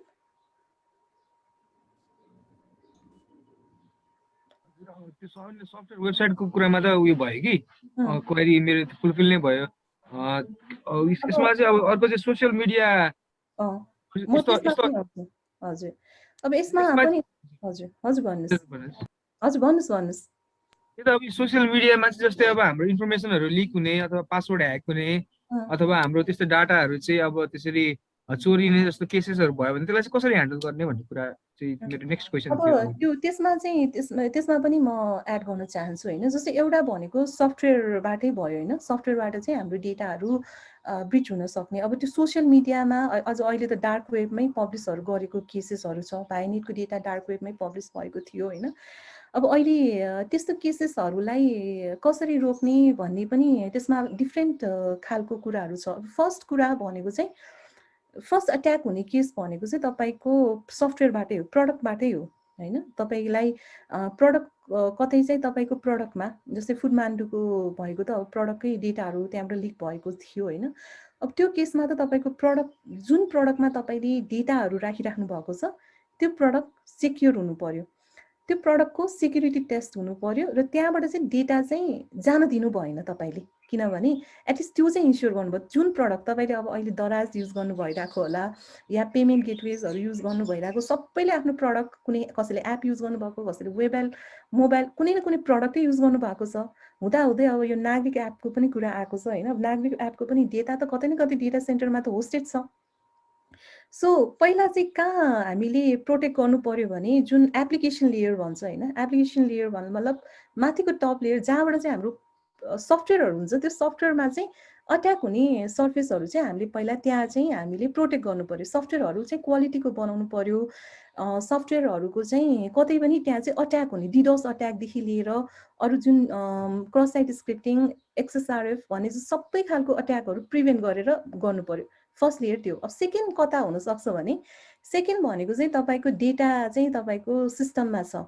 होइन अब एप्लिकेसनबाट नछिरिकन तपाईँको नेटवर्कबाट पेनिट्रेट गर्छ भने चाहिँ त्यसको लागि चाहिँ के गर्नुपर्ने हुन्छ भने त्यसै गरी तपाईँको चाहिँ अब यता कुनै सर्भरमा तपाईँले डेटाहरू राखिराख्नु भएको छ होइन त्यो सर्भरमा डेटा राखिरहेको छ भने त्यो सर्भरमा एक्सेसहरू जुन एक्सेसहरूमा हुन सक्ने अट्याक भनेको प्रिभिलेज एस्केलेसन भनेर अघि मैले भने जुन तपाईँको जुन अहिले चाहिँ एउटा 2-4वटा देखेको प्रिभिलेज एस्केलेसन छ अनि अर्को चाहिँ तपाईँको पासवर्डहरू थाहा पाउने कि त्यो पनि कसरी हुन्छ भने कतिजनाले अब डिफल्ट पासवर्डहरू राखिदिने त्यस्तो केसेसहरूले गर्दा पनि भइरहेको अनि कतिले चाहिँ पासवर्ड म्यानेजर या लगायत आफ्नो कतै ठाउँमा सेभ गरिदिने अनि जुन कुरा चाहिँ मान्छेहरूले त्यहाँबाट चाहिँ पासवर्ड थाहा पाएर त्यो सर्भरको एक्सेसहरू पाउने त्यस्तो केसेसहरू हुन सक्छ त्यो भएर त्यो आफ्नो पासवर्ड जुन सर्भरको छ त्यसलाई पनि प्रोटेक्ट गर्नु पर्यो त्यसै गरी त्यो सर्भरमा एक्सेस घटाउनु पर्यो जस्तै अब त्यो सर्भरमा एक्सेस घटाउनुको लागि तपाईँले फायरवलहरूको मेकानिजम फायरवलको कन्फिगरेसन त्यही अनुसारले बनाउनु पर्ने हुन्छ हैन त्यसो सर्भरको एक्सेसहरू घटाउने त्यो कुराहरू तपाईँले जति सक्दो आफ्नो सर्भरलाई प्रोटेक्ट गर्नुपर्ने केसेसहरू हुन्छ अब त्यो डेटा चाहिँ लिनै नदिनु भएपछि त हैन त्यसपछि त त्यो अरू सोसियल मिडियामा त्यो पोस्ट हुने भन्ने कुरै भएन त्यो एटलिस्ट त्यो जसले चोर्ने हो त्यो चोरी चाहिँ रोक्नु पर्यो त्यो डेटा चाहिँ कसैले लिन दिनु भएन त्यसको लागि अर्को एउटा भनेको त तपाईँको त्यो फायरवलको कुरा आयो हैन तपाईँको त्यो सबै इन्टरनल सेक्युरिटी आफ्नो पोलिसिजहरू त्यही अनुसारले बनाउनु पर्यो आफ्नो इम्प्लोइजहरूलाई ट्रेनिङदेखि लिएर सबै कुरा अब अर्को इम्पोर्टेन्ट भनेको यसमा अझ क्रिटिकल कम्पनीजहरू हुन्छ नि जस्तै अब यो हाम्रो भाइनेरे होला या नभए अब ब्याङ्किङ सेक्टरहरू होला उहाँहरूको चाहिँ अहिले चाहिँ कस्तो भने लग एनालाइसिस टुलहरू पनि युज गर्नुपर्ने हुन्छ गरिरहेका पनि छन् धेरै ब्याङ्कहरूले अहिले चाहिँ रिसेन्टली अब security information and event management अनि त्यसै गरी कतिले सकको पनि काम गरेर सेक्युर अपरेटिङ सेन्टरहरू भन्छन् जसमा चाहिँ कस्तो हुन्छ भने कहाँबाट अट्याक आइरहेछ कसले के तपाईँहरूलाई कसले कुन सर्भर कुन टाइममा एक्सेस गरिरहेको छ त्यो सबै मोनिटर गर्ने हैन त्यो सबै हेर्ने अनि कोही नचाहिने मान्छेले त्यो सर्भर एक्सेस गरिरहेको छ कि छैन त्यसै गरी डेटाबेस क्वेरीजहरू कसले रन गरिरहेको छ कुन टाइममा रन भइरहेको छ त्यस्तो खालको हरेक कुराको लगहरू जेनेरेट भएको हुन्छ त्यो लगहरूलाई चाहिँ तपाईँले एउटा एनालाइसिस गर्दाखेरि चाहिँ केही सस्पिसियस बिहेभियर पायो भने चाहिँ त्यसलाई इन्भेस्टिगेट गर्ने त्यसै गरी आफ्नो क्रिटिकल इन्फ्रास्ट्रक्चरमा चाहिँ कुनै चाहिँ आइपी एड्रेसहरू जुन चाहिँ पहिले नै ब्ल्याकलिस्टेड आइपी एड्रेसेसहरू छ जुन चाहिँ ग्लोबली आइपी एड्रेसेसहरू चाहिँ ट्रेड इन्टेलिजेन्स सोर्सहरूले चाहिँ राखि नै रहेको हुन्छ कुन चाहिँ व्हाइट लिस्टेड कुन चाहिँ ब्ल्याक लिस्टेड त्यस्तो आइपी एड्रेसहरूबाट केही गरी चाहिँ तपाईँहरूको इन्फ्रास्ट्रक्चरमा कुनै खालको अट्याकहरू आइरहेको छ भने त्यसलाई चाहिँ प्रिभेन्ट गर्ने त्यसलाई चाहिँ आफ्नो त्यसमा छिर्न नदिनको लागि गर्न सक्यो सो त्यो कन्टिन्युस तपाईँको एउटा लग एनालाइसिस र त्यसको अनुसारले लग एनालाइसिस गर्दै के कुरा देखिरहेछ त्यो अनुसारको मिटिगेसन के गर्न सकिन्छ भन्ने कुराहरू चाहिँ अलि इन्फ्रास्ट्रक्चर लेभलमा चाहिँ गर्न सकियो अनि अर्को कुरा चाहिँ यो फेसबुक र सोसियल मिडिया र अरू कुराहरूमा कस्तो पनि छ भने आजकल चाहिँ अब धेरै अब यो नेपालमा त थाहा छैन धेरै त्यस्तो प्र्याक्टिस छैन जस्तो लाग्छ बाहिरतिर चाहिँ यो वेब क्रलरहरू डेभलप गरेर हैन अनि आफ्नो अर्गनाइजेसनको डेटा चाहिँ कता के पोस्टहरू भइरहेको छ भन्ने खालको सिस्टमै बनाएर त्यो पनि कन्टिन्युअस एसेसमेन्ट र मोनिटरिङ गर्न सकिन्छ सो द्याट अब कुनै इन्सिडेन्ट देखियो भने चाहिँ आफूले चाहिँ अलि इमिडिएट एक्सन छिटो एक्सन लिन सक्ने खालको मेकानिजम बनाउने अब त्यो रात आउने बित्तिकै अलर्ट आउने त्यसपछि आफूले छिटो के गर्न सक्छ जस्तै त्यो पेज ब्लक गर्ने या के गर्ने इमिडिएट एक्सन्स लिनको लागि चाहिँ त्यही खालको मेकानिजम्सहरू चाहिँ डेभलप पनि गराउन सकिन्छ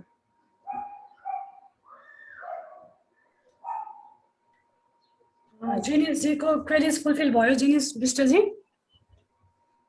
हजुर म्याम मेरो क्वेरिजहरू अलमोस्ट क्लियर भयो एक लेभलमा अनि आई थिङ्क अब पहिला सुरु त मैले तपाईँलाई थ्याङ्क यू भन्नै पर्ने हुन्छ अनि अरू पनि क्वेरिजहरू चाहिँ म तपाईँलाई अरू नै समयमा चाहिँ भन्नु पर्ला जस्तो लाग्यो मलाई चाहिँ हुन्छ जेनिसजी थ्याङ्क यू हुन्छ जुन बेलामा सोध्नु म लिङ्कडिनमा एभाइलेबलै हुन्छु हजुरको अरू क्वेरिजहरू भए पनि मलाई लिङ्कडिनमा रिच आउट गर्नु भनिन्छ ओके थ्याङ्क यू हाम्रो रोजल श्रेष्ठ हुनुहुन्छ उहाँले अघि च्याट बक्समा नि एउटा क्वेरी लेख्नु भएको थियो रोजलजी हजुरले आफ्नो क्वेसन राख्नुहोस् न त है माइक अनम्युट गरेर नमस्ते मोना म्याम नमस्ते पद्मा म्याम सन्चै हुनुहुन्छ होला है मोना म्यामको त एकदम राम्रो लाग्यो होइन अहिले जुन उहाँले भन्नुभयो होइन साइबर सेक्युरिटी म आफै पनि एउटा ब्याङ्कमा काम गर्छु होइन म चाहिँ अहिले एभरेस्ट ब्याङ्कमा छु होइन पहिला आइटीमा पनि मैले काम गरेको 2 वर्ष त्यहाँ बस्दाखेरि अब धेरै नलेजहरू पनि भएको छ अब हजुरलाई नेपालको ब्याङ्किङ सेक्टर होइन प्लस अब आइएसपी भनौँ न जस्तो ब्याङ्किङ र आइएसपी सेक्टर त तपाईँको इन्टर रिलेटेड छ एक आपसमा उनीहरूलाई होइन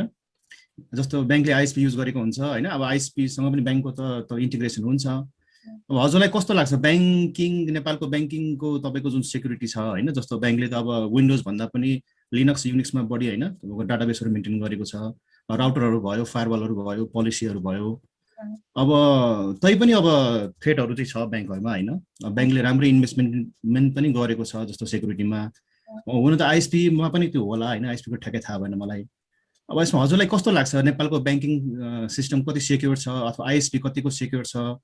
जस्तो आइएसपी सेक्योर हुँदाखेरि अब इन्डिभिजुअल युजर जुन होम युजरलाई उसले सेक्योर हुँदाखेरि होम युजर सेक्योर हुन्छ कि हुँदैन? तैपनि होम युजरबाट डाटाहरू लिकहरू भइ नै रहेको छ तैपनि।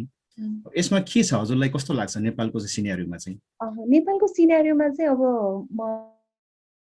मैले पनि अब यो फ्यु मन्थ्स भयो, म चाहिँ धेरै जस्तो 9-10 वर्ष चाहिँ बाहिरकै अर्गनाइजेसनमै काम गरेँ होइन। अब नेपालको अर्गनाइजेसन चाहिँ मैले सम मन्थ्स भयो मैले नेपालको अर्गनाइजेसन्सहरू पनि हेरिराख्दा मेरो अहिलेको वाच भनेको त्यही छ। जस्तै धेरै कुरा इम्प्रुभ भएको छ 2 वर्ष 3 वर्षमा नेपालको ब्याङ्किङ सेक्टरमा पनि आइएसपीजमा पनि, तर धेरै इम्प्रुभ हुन अझ नै बाँकी छ।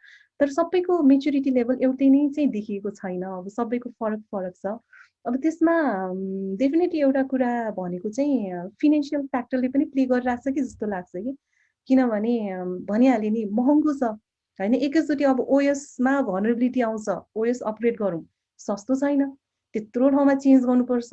अब ब्याङ्कले त्यहाँको कस्ट हेर्ने कि यताको कस्ट हेर्ने, अब डुवेलिङ छ, सस्तो छैन। फेरि नेपालीलाई चाहिँ महँगै लाग्छ। हामीलाई अब एउटा इमेल होस्टिङ गर्न पनि मैले कुनै एउटा ठाउँबाट गरिरहेको छु 200-300 वटा एउटै सर्भरमा थुपारेर होस्ट गरिदिरहेको हुन्छ, विच इज खास नट अ गुड प्र्याक्टिस होइन। तर अब त्यसलाई चेन्ज कसरी गर्ने भन्दाखेरि इट इज एक्सपेन्सिभ, सबैलाई छुट्टामा चेन्ज गर, इट इज एक्सपेन्सिभ। अब ब्याङ्कको पनि त्यही, ब्याङ्कलाई पनि थाहा छ यो प्रब्लम छ मेरो, यो प्रब्लम छ मेरो, सबै प्रब्लम थाहा छ, तर अब चेन्ज गर्ने कसरी आफ्नो एउटाको हातमा हुँदैन। अब फिनेन्सियल कन्स्ट्रेन्टहरू भइदिन्छ। अब नलेज त बरु अहिले चाहिँ धेरै बढ्दो छ, धेरै नलेजहरू आइसकेको छ होइन, तर पनि त्यो चेन्ज गर्न चाहिँ कता जस्तै अब भनौँ न राष्ट्र ब्याङ्कले पनि पोलिसी ल्यायो होइन, कति वर्ष अगाडि ल्यायो, आयुष अफिसर राख भनेर आयो, त्यो राख्न नै मान्छे ब्याङ्कहरूलाई कति टाइम लाग्यो। अब ब्याङ्क म्यान्डेट गरेको छ आइएस अडिट गर्नुपर्छ भनेर, तर कतिजनाले म त गर्न सक्दिनँ, मसँग बजेटै छैन भन्नेहरू पनि हुनुहुन्छ, अहिले पनि छ, जस धेरै छैन तर देखेँ मैले मार्केटमा। मसँग चाहिँ आइएस अडिट गर्ने पनि बजेट छैन भन्ने पनि देखेँ होइन। त्यो हिसाबमा कता चाहिँ नलेज चाहिँ आइरहेको, थाहा चाहिँ भइरहेको। अब नलेज पनि अब कस्तो भयो भने एउटा कम्युनिटी भयो भने एकजनालाई थाहा नभए अर्कोले नलेज दिइहाल्छ। इन्फर्मेसन त यस्तो प्रब्लम आयो, ल मेरो आज फेसबुक पेज फेक क्रिएट भयो, के गर्ने भन्दा कम्युनिटीमा कोही न कोहीले त अब हेल्पिङ त गरिहाल्छ। अहिले कम्युनिटी चाहिँ स्ट्रङ हुँदै नै गइसकेको छ। तर at the end of the day जब लगानी गर्नुपर्ने हुन्छ होइन, तब त्यहाँ प्रब्लम हुन्छ। Same case goes for ISP जस्तो पनि लाग्छ कि जहाँ पनि फिनेन्सियल कम्पिटिसन छ, कस्टमरलाई सस्तोमा चाहिएको छ, एउटा वेबसाइट 2-3 लाखमा बनाउनु पर्ने हुन्छ होइन, 1 लाखमा पनि बनिरहेको हुन्छ, 80,000मा पनि बनिरहेको हुन्छ, 50,000मा बनाउँछ क्यारे कोहीले होइन। अब त्यसपछि मेन्टेन गर्नको लागि त्यहाँ पैसा चाहिँ दिने कोही पनि हुँदैन, पैसा चाहिँ इन्भेस्ट हुँदैन हाम्रो होइन। अनि जे पनि प्रडक्ट चाहिँ यो पनि चाहियो त्यो पनि चाहियो हुँदाखेरि कता मैले चाहिँ देखेको चाहिँ अवेरनेस छ, थाहा छ आफूलाई सबै प्रब्लम्सहरू होइन। मेबी थाहा छ होला, बायोमेट्रिक राख्नु पनि पर्छ पनि थाहा छ, सर्भर रुम क्लोज हुनुपर्छ पनि थाहा छ, अरू मान्छेले एक्सेस दिनु हुँदैन, यो गर्नु हुँदैन। तर अब त्यो थाहा पाए पनि डेफिनेटली इम्प्रुभ भइरहेको छ, तर अझ पनि प्रब्लम छ। र जबसम्म चाहिँ अब मेरो विचारमा एउटा इन्भेस्टमेन्ट गर्छु भनेरै नआएसम्म यो साइबर सिक्युरिटी इम्पोर्टेन्ट छ है। मेन त पैसा हो नि त, पैसा लगानी नै नगरेसम्म त केही हुनेवाला नै छैन। र त्यो चाहिँ अहिले केले गरिदिइरहेछ भने जब अब यो भाइनेटकै डेटाहरू गयो होइन, त्यसपछि अब इनकेस अब त्यो इनले पनि मान्छेलाई ल कस्टमरको डेटा इम्पोर्टेन्ट छ, मैले कस्टमरको डेटा लिइरहेको छु भने चाहिँ मैले अब सेक्योर गर्नै पर्छ, नभए त मैले पेनाल्टी तिर्नुपर्छ। त्यो पेनाल्टी इज भेरी एक्सपेन्सिभ भनेपछि बल्ल इन्भेस्टमेन्ट आउँछ, अनि केही नयाँ कुरा हुन्छ कि। नभए त अब पाइरेटेड सफ्टवेयर युज गरेसम्म हामी ठुल्ठुलो कुरा कसरी गर्ने होइन। अब त्यो पाइरेटेड सफ्टवेयर युज नगरौँ भनेर मै भन्छु होला आइटीमा, फेरि ठुलो मान्छेले मान्दिँदैन होइन, के गर्ने त्यस्तो खालको चाहिँ देखेँ। तर पोजिटिभिटी पनि पाएको छु, जस्तै अब चाहिँ गर्नुपर्छ होइन, यो गर्नु हुँदैन, थ्रेट छ, इनकेस भयो भने त फेरि भइहाल्यो नि त भन्ने खालको थ्रेटले गर्दाखेरि एउटा पुस चाहिँ भइरहेको छ होइन। हाइबर अझ पनि कमी त धेरै ठाउँमा नै छ, अब एनटिएमा पनि मेरो कुराकानीहरू भइ नै रहेको हुन्छ हैन, नेपाल टेलिकम यताउति लगायत। सो सबैबाट चाहिँ एक्नोलेजमेन्ट चाहिँ भएको छ। अब अहिले साइबर सेक्युरिटीको नयाँ पोलिसी नै ड्राफ्ट भएको छ। अस्ति फ्राइडेसम्म, हिजो फ्राइडेसम्म थियो के अरे ड्राफ्ट भर्जन रिलिज भएको थियो, फिडब्याकहरू पनि माग्नु भएको थियो हैन। अब साइबर सेक्युरिटीको नयाँ पोलिसी पनि आउँदैछ। सो भइरहेको छ, तै पनि कम्प्लिट चाहिँ छैन। अब गर्न सक्ने ठाउँ धेरै छ, तर अब रिसोर्स मात्र होइन कि अलि फिनान्सियल इन्भेस्टमेन्टको पनि कुराहरू आउँछ जस्तो लाग्छ मलाई त्यहाँ। यो अलिकति बोर्ड र म्यानेजमेन्ट बिचको कन्फ्लिक्ट पनि हो। हो बोर्डले चाहिँ धेरै खर्च गर्न चाहँदैनन्, हो म्यानेजमेन्टले त अब प्रोपोज त गर्छ नि उनले। अनि फेरि अल्टिमेटली बोर्डले डिसाइड गर्दाखेरि ओहो यत्रो लाख रुपियाँ किन भनेर आइदिएपछि अब त्यतातिर कहीँ न कहीँ त्यो चाहिँ अब कसरी मिलाउने भन्ने कुरा, अब जब चाहिँ अलिकति टप मतलब गभर्मेन्ट लेभलबाटै पुस आउन थाल्छ तब चाहिँ अब म्यान्डेटै भएरै पनि जाला होइन, या के होला। तर अब त इन्सिडेन्ट भयो भने त झन् आफूलाई गाह्रो हुनसक्छ भन्ने माइन्डसेटले पनि अब हाम्रो इन्भेस्टमेन्ट चाहिँ बिस्तारै बढ्न थाल्छ कि जस्तो चाहिँ लाग्छ। अब किनभने अहिले त अब नेपालै भनौँ न, अघिना चेक पोइन्टले नै राखेकोमा चाहिँ नम्बर 1 मा राखेको छ रिस्कीमा होइन। यति धेरै अट्याकहरू आएको आइछ, फेरि सेम आइपिजहरूबाट आइरहेको हुन्छ। अहिले आजकै दिनमा भने पनि अहिले गरे हेरे पनि सबै वेबसाइटमा अट्याक चाहिँ भइ नै रहेको छ होइन। त्यो भएको भएर जुन बेलामा अलिकति इन्सिडेन्ट हुन्छ अब त्यसपछि चाहिँ तातेर अनि त्यसपछि इन्भेस्टमेन्ट आउन थाल्छ कि भन्ने कुरा चाहिँ लाग्छ। So thank you for the question होइन। अब तपाईँले पनि बुझ्नु नै भएको होला, त्यत्रो वर्ष काम गर्नु भएको छ होइन। सबै हामी एउटै त्यो हुँदाखेरि त्यस सिचुएसन हामी सबैलाई थाहा छ, तर कता कता चाहिँ अलिकति पोलिसीले पनि हामीलाई साथ दियो भने चाहिँ सजिलो हुन्छ। त्यसपछि त म्यान्डेटै भयो, त्यसपछि त गर्दिन भन्नै पाएन होइन। हुन्छ, thank you Mona ma'am, thank you. Thank you. अब हाम्रो अङ्कित गोयल भन्नेले पनि ह्यान्ड रेज गर्नु भएको छ होइन, उहाँको पनि केही क्वेरी छ जस्तो छ। अङ्कितजी हजुरले पनि आफ्नो क्वेरी राख्नुहोस् न है।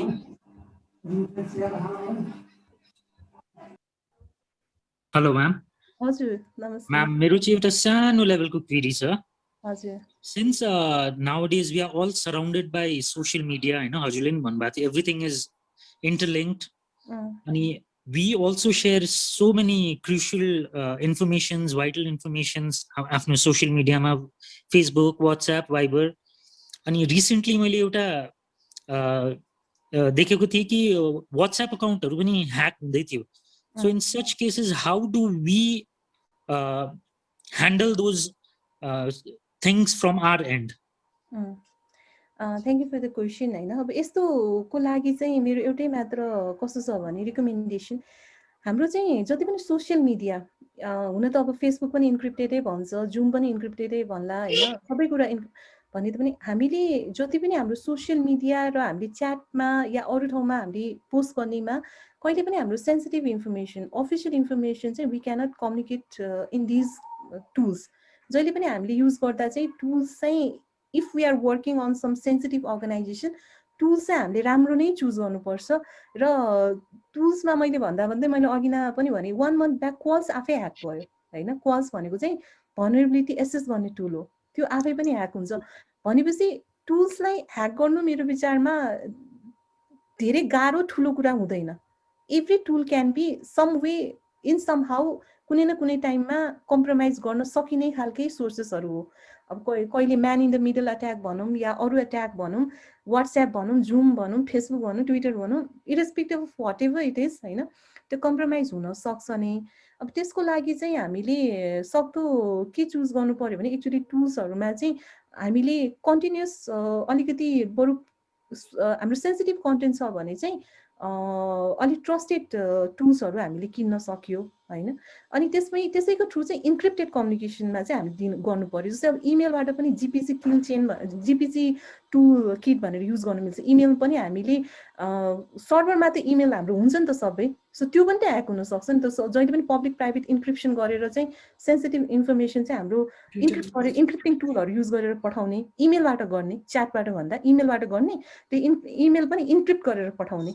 अनि त्यो पनि इमेल सर्भर पनि अलिक ट्रस्टेड लिने, जुन चाहिँ हाम्रै आफ्नैमा होस्टेड होस् र त्यो पनि ट्रस्टेडहरू युज गरेर इन्क्रिप्टेड गरेर पठाउने। धेरै कम्युनिकेसन हाम्रो सबै भिपिएन टनल थ्रु गर्ने होइन, फ्री वाइफाईहरू युज नगर्ने, भिपिएन टनलहरू युज गर्ने। अफिसको काम चाहिँ सबै भिपिएन टनल थ्रु गर्ने।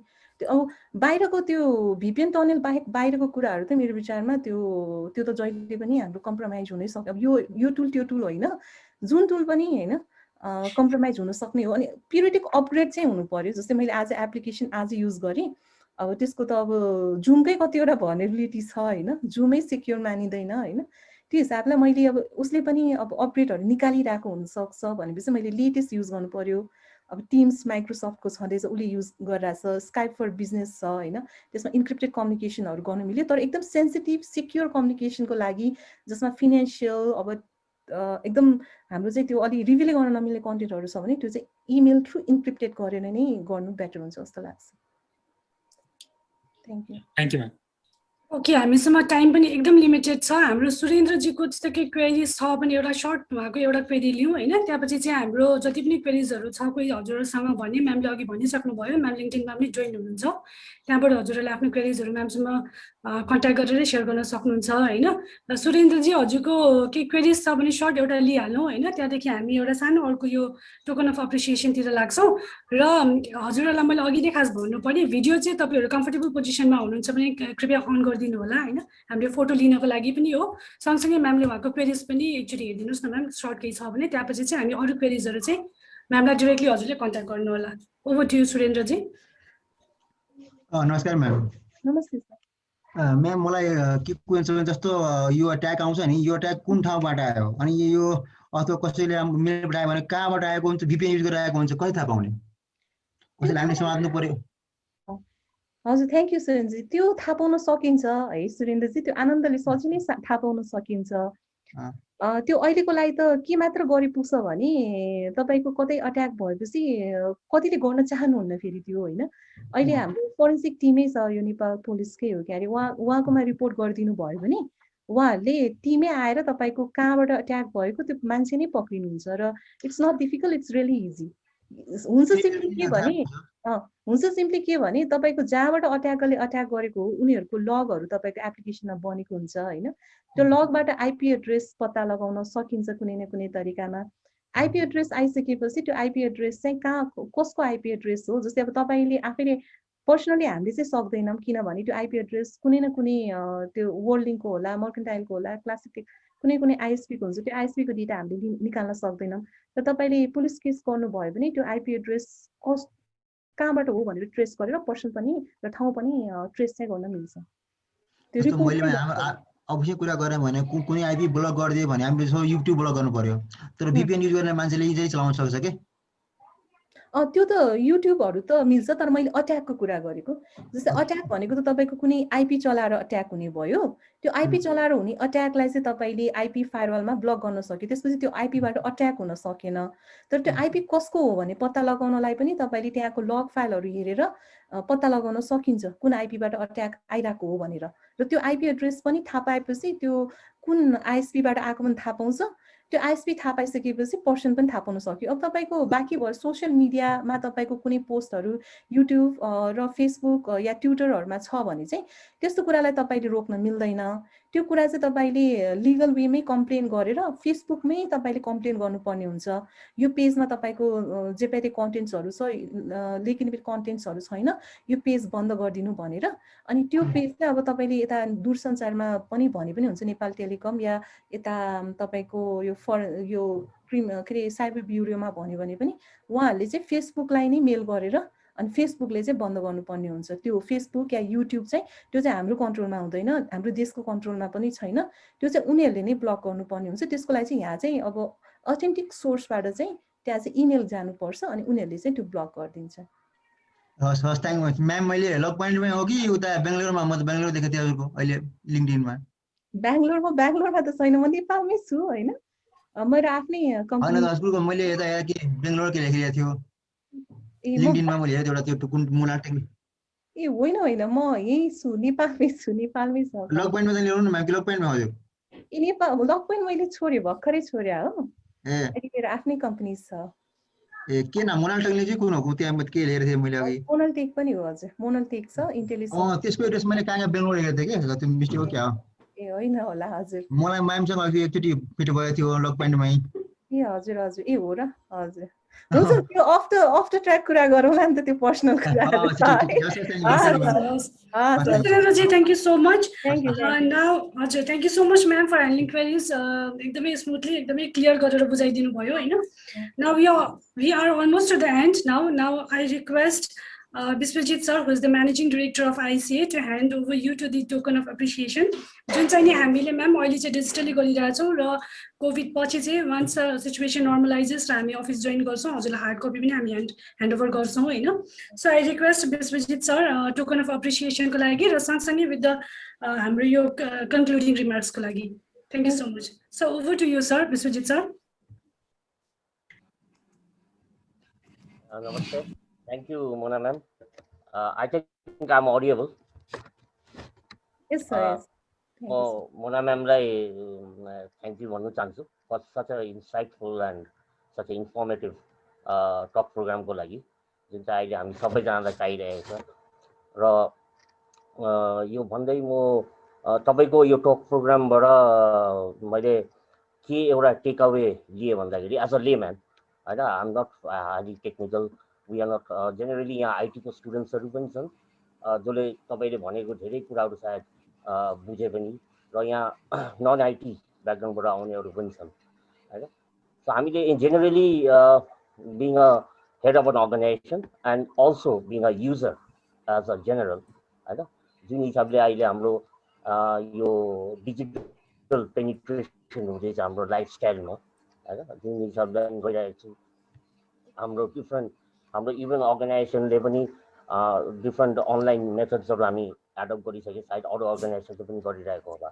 इभन पर्सनली पनि हामी चाहेर पनि नचाहेर पनि हामी we are going to the digital platforms we are using various digital platforms र तपाईँको यो टक प्रोग्रामबाट चाहिँ हामीले के एउटा टेक अवे लिनुपर्छ भन्दाखेरि तपाईँको ओपनिङ रिमार्क्समै जुन थियो कि हामीले पहिला त यो सोच्नु पऱ्यो कि हामी चाहिँ भनरेबल छैन भन्ने सोच नै हाम्रो बदल्नु पर्यो हैन यो चाहिँ एकदमै इम्पोर्टेन्ट हो हैन कि I am not the victim and I will not be the victim भन्ने चाहिँ त्यो सोच बदल्नु नै जरुरी देखियो अहिलेको हाम्रो यो साइबर वर्ल्डमा त्यो सोच बदलिनु सक्यो भने एज अ अर्गनाइजेसन पनि हामीले धेरै मेजर्सहरू लिन सक्छौँ धेरै साइबर सिक्युरिटी अप्सन्सहरू हामी इम्प्लिमेन्ट गर्नु सक्छौँ हैन एज अ पर्सनली पनि हामीले कुनै कुराहरू सेयर गर्दाखेरि हाम्रो इन्फर्मेसन्सहरू साइबर वर्ल्डमा अथवा हाम्रो डिफ्रेन्ट सोसियल मिडिया प्लेटफर्ममा we can be a responsible user हैन हामी अलिकति रेस्पोन्सिबल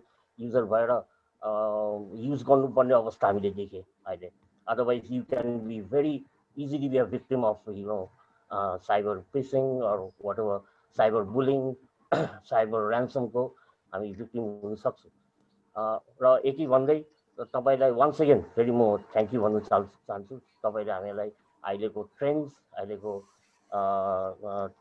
ट्रेन्ड्स र थ्रेट्सको बारेमा साइबर थ्रेट्स र त्यसलाई कसरी हामीले मिटिगेट गर्नु सक्छ हाम्रो सिक्युरिटी अप्सन्सबाट अवगत गराइदिएकोमा धेरै धेरै धन्यवाद साथमा हाम्रो पद्मा म्यामलाई पनि and Padma ma'am and her team हाम्रो आइसीको टिमलाई पनि धेरै धन्यवाद दिन चाहन्छु for organizing such a wonderful talk program, such a relevant talk program in today's अहिलेको सिनारियोमा हैन र हाम्रो पार्टिसिपेन्ट्सहरूलाई सबैलाई म धन्यवाद दिन चाहन्छु हाम्रो सबै मोना म्यामलाई त स्पेसल धन्यवाद for taking out your valuable time and sharing with us such a wonderful thing हाम्रो कति नलेज हामीले आज गेन गऱ्यौँ र हामी सबै हाम्रो पार्टिसिपेन्ट्सहरूलाई पनि धन्यवाद दिन चाहन्छु तपाईँहरू यसमा आइदिनु भयो जोइन गरिदिनु भयो र आगामी दिनमा पनि हामी पहिला जस्तो नै पहिला यो हाम्रो एउटा ट्रेन्ड नै हो हामीले डिफ्रेन्ट टपिक्समा हामीले यस्तो टक प्रोग्राम्सहरू बेला बेलामा अर्गनाइज गर्ने गर्छु आगामी दिनमा पनि हामी गर्नेछु यस्तो टक प्रोग्राम्सहरू तपाईँहरू जोइन गरिदिनु होला र आजको लागि धेरै धेरै धन्यवाद it's over to you Padma ma'am thank you हामीले यस्तो सेसन्सहरू चाहिँ मैले बिगिनिङमा पनि भनेको थिएँ हामीले हरेक प्रोग्रामलाई फोकस गरेर टाइम इन अगेन सेसनको बेलामा गरि नै रहेको हुन्छौँ होइन सो यो सेसन पनि हामीले आज 1.5 आवरको लागि राखेको थियौँ यो सेसन आजलाई मात्रै भए तापनि यस्तै खालको सेसन्सहरू चाहिँ हामीले फेरि कमिङ डेजमा ल्याउँछौँ हजुरहरूको माझ र जसमा हामीले तपाईँलाई फेरि इन्भाइट नै गर्छौँ होइन र यसको चाहिँ रेकर्डिङहरू पनि प्रोभाइड हुन्छ र आजको यो सेसन चाहिँ आजको लागि मात्रै नै थियो र अघि म्यामले पनि भन्नुभयो, म्यामसँग लिङ्क्डइनमा पनि कनेक्ट भएर हजुरहरूले इन्फर्मेसनहरू सेयर गर्न सक्नुहुन्छ। म्यामलाई धेरैजनाले पनि चिनिसक्नु भएको रहेछ, अहिले यहाँबाट मैले सुनिसकेँ होइन। सो यति भन्दै चाहिँ मोना म्यामलाई मैले एकदमै धेरै धन्यवाद दिन चाहन्छु। र सरले जुन भन्नुभयो एकदम रेलिभेन्ट थियो अहिलेको करेन्ट सिनारियोमा, मलाई फिल पनि भइरहेको थियो यसपछि सरलाई पनि एकदमै रेलिभेन्ट भइरहेछ भनेर सरले जुन प्रकारले सुनिराख्नु भएको थियो होइन। र म आफैलाई पनि एकदमै इन्फर्मेटिभ लाग्यो यो कुरा। लाग्छ कि अरू हाम्रो लर्नर्सहरूलाई पनि जति हुनुहुन्छ BCMCहरूको उहाँहरूलाई पनि एकदमै फ्रुटफुल लाग्यो। र यति भन्दै म आजको यो सेसनलाई चाहिँ क्लोज गर्न चाहन्छु। Take care, stay safe, stay at home and follow all the